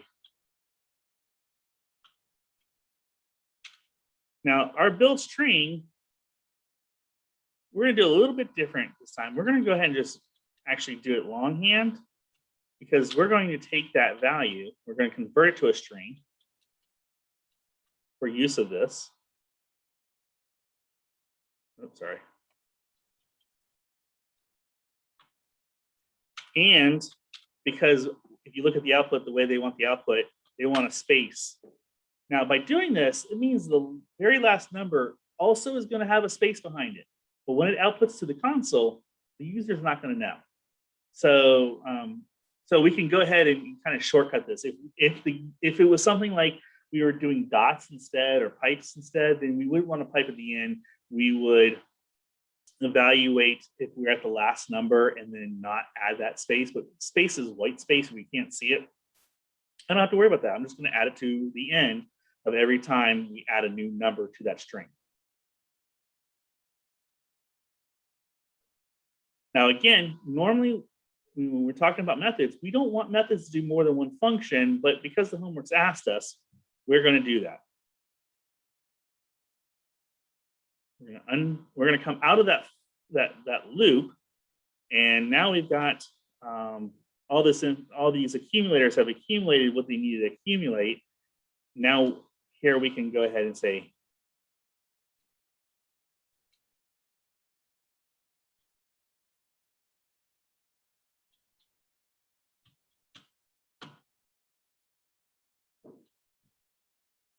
right?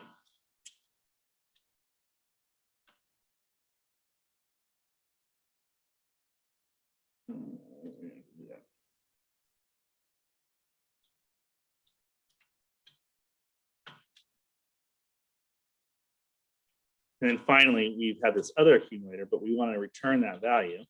So we're going to return value.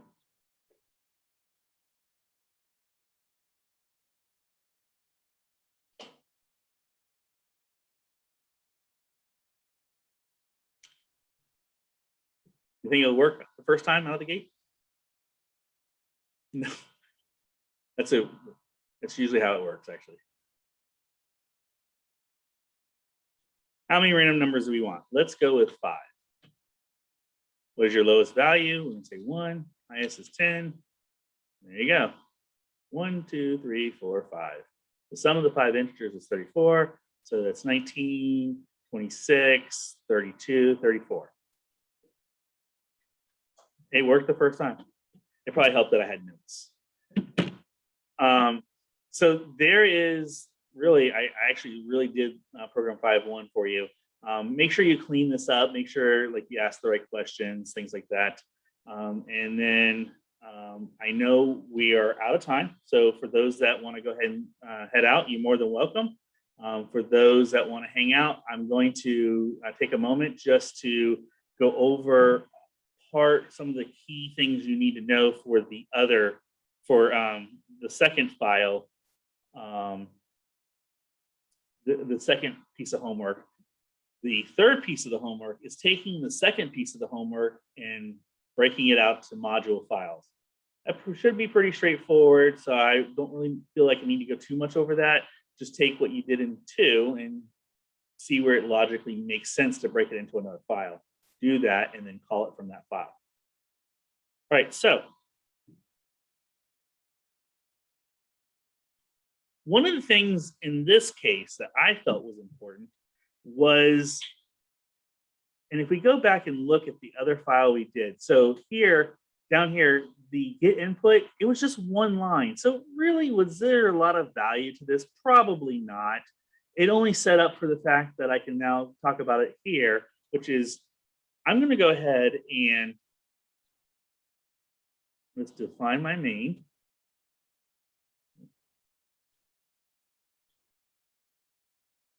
And let's also go ahead and define, if I can brighten up my screen a little bit. Hold on one second.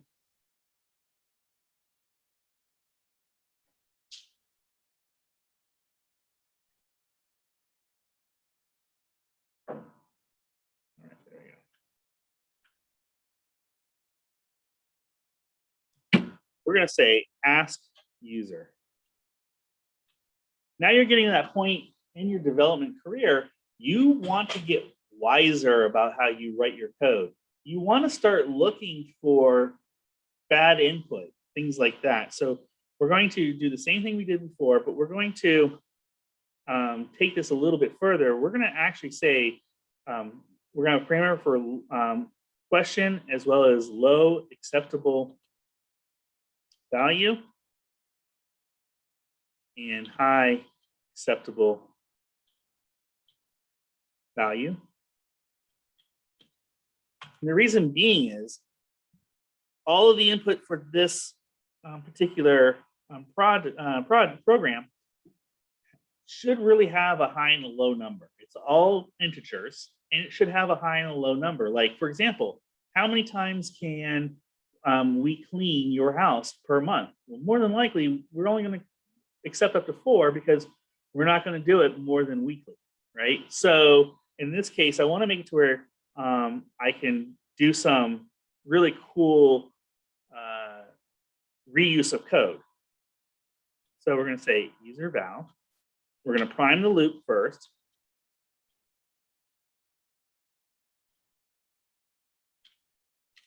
Remember how I like to add that space at the end for them. And then we're going to say while user val is below the low acceptable val, or the user val is above the high acceptable val,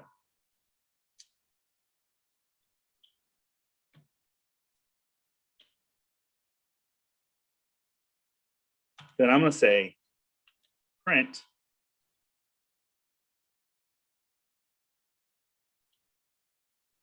error.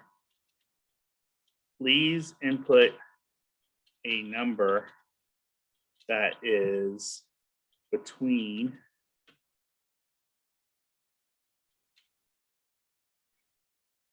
and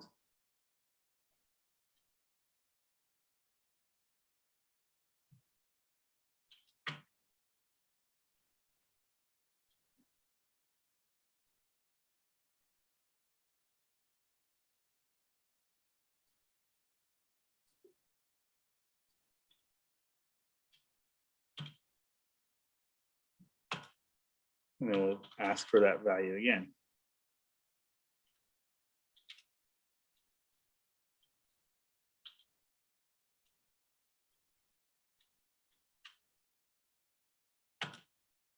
And then, of course, when that value does come back to us as we hoped,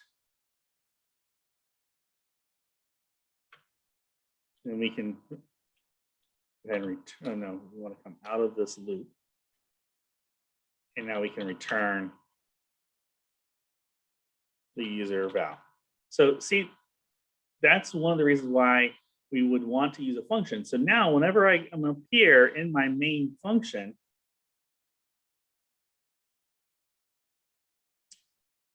I can go ahead and say IO floor length. So we're getting user input, the floor length, and we're going to ask user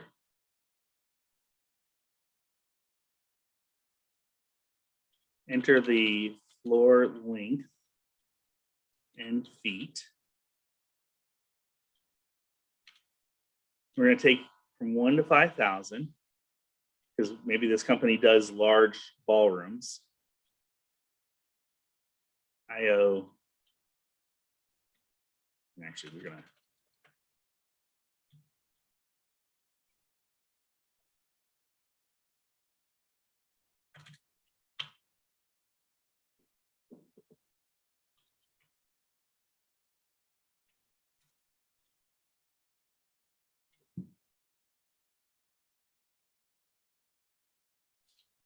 num per month, ask user,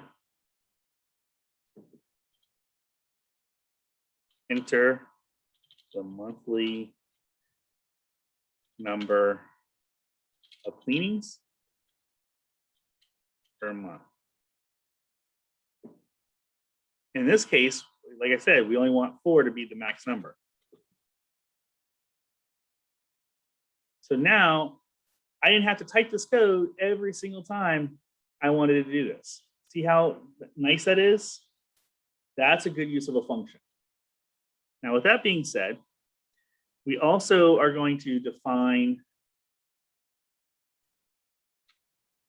this get square feet, and it's going to have a length and a width. Right now we're going to pass it because you can kind of figure out what goes in there. And then we also need to have another one that says, I called it create estimate, and it's going to take in the already computed square foot, the price per square foot, and then the times per month, right?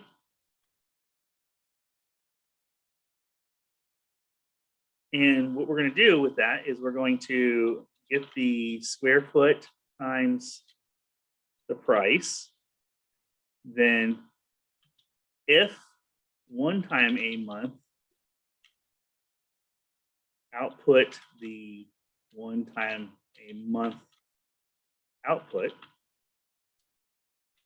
else output the multiple time a month output. And what I mean by this is if you look at the assignment, it says depending on whether it is one time per month, you're going to use this chunk of text that is very specific to one time a month. If it's more than one time a month, then you're going to use this other chunk of text output to the user that has two. It outputs the parameter. It outputs the single price, as in once a month, and then it also outputs the price of the total price, which is takes into consideration times a month as well.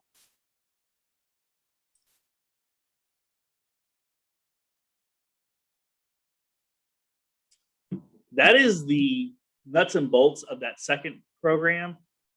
So with that, make sure you give yourself a shot at this. This is a pretty good, like I said, pretty good shell with some pseudocode to give you a good helping hand. And then the third program is to take this and break it into a module. All right. Any questions?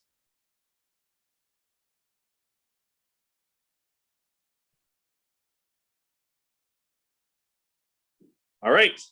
Well, again, I apologize for going about 10 minutes over, but I wanted to make sure I showed you some of that homework to help you all out.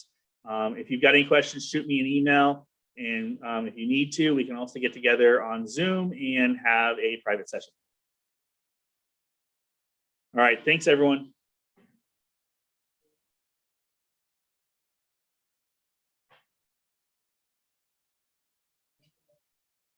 You too.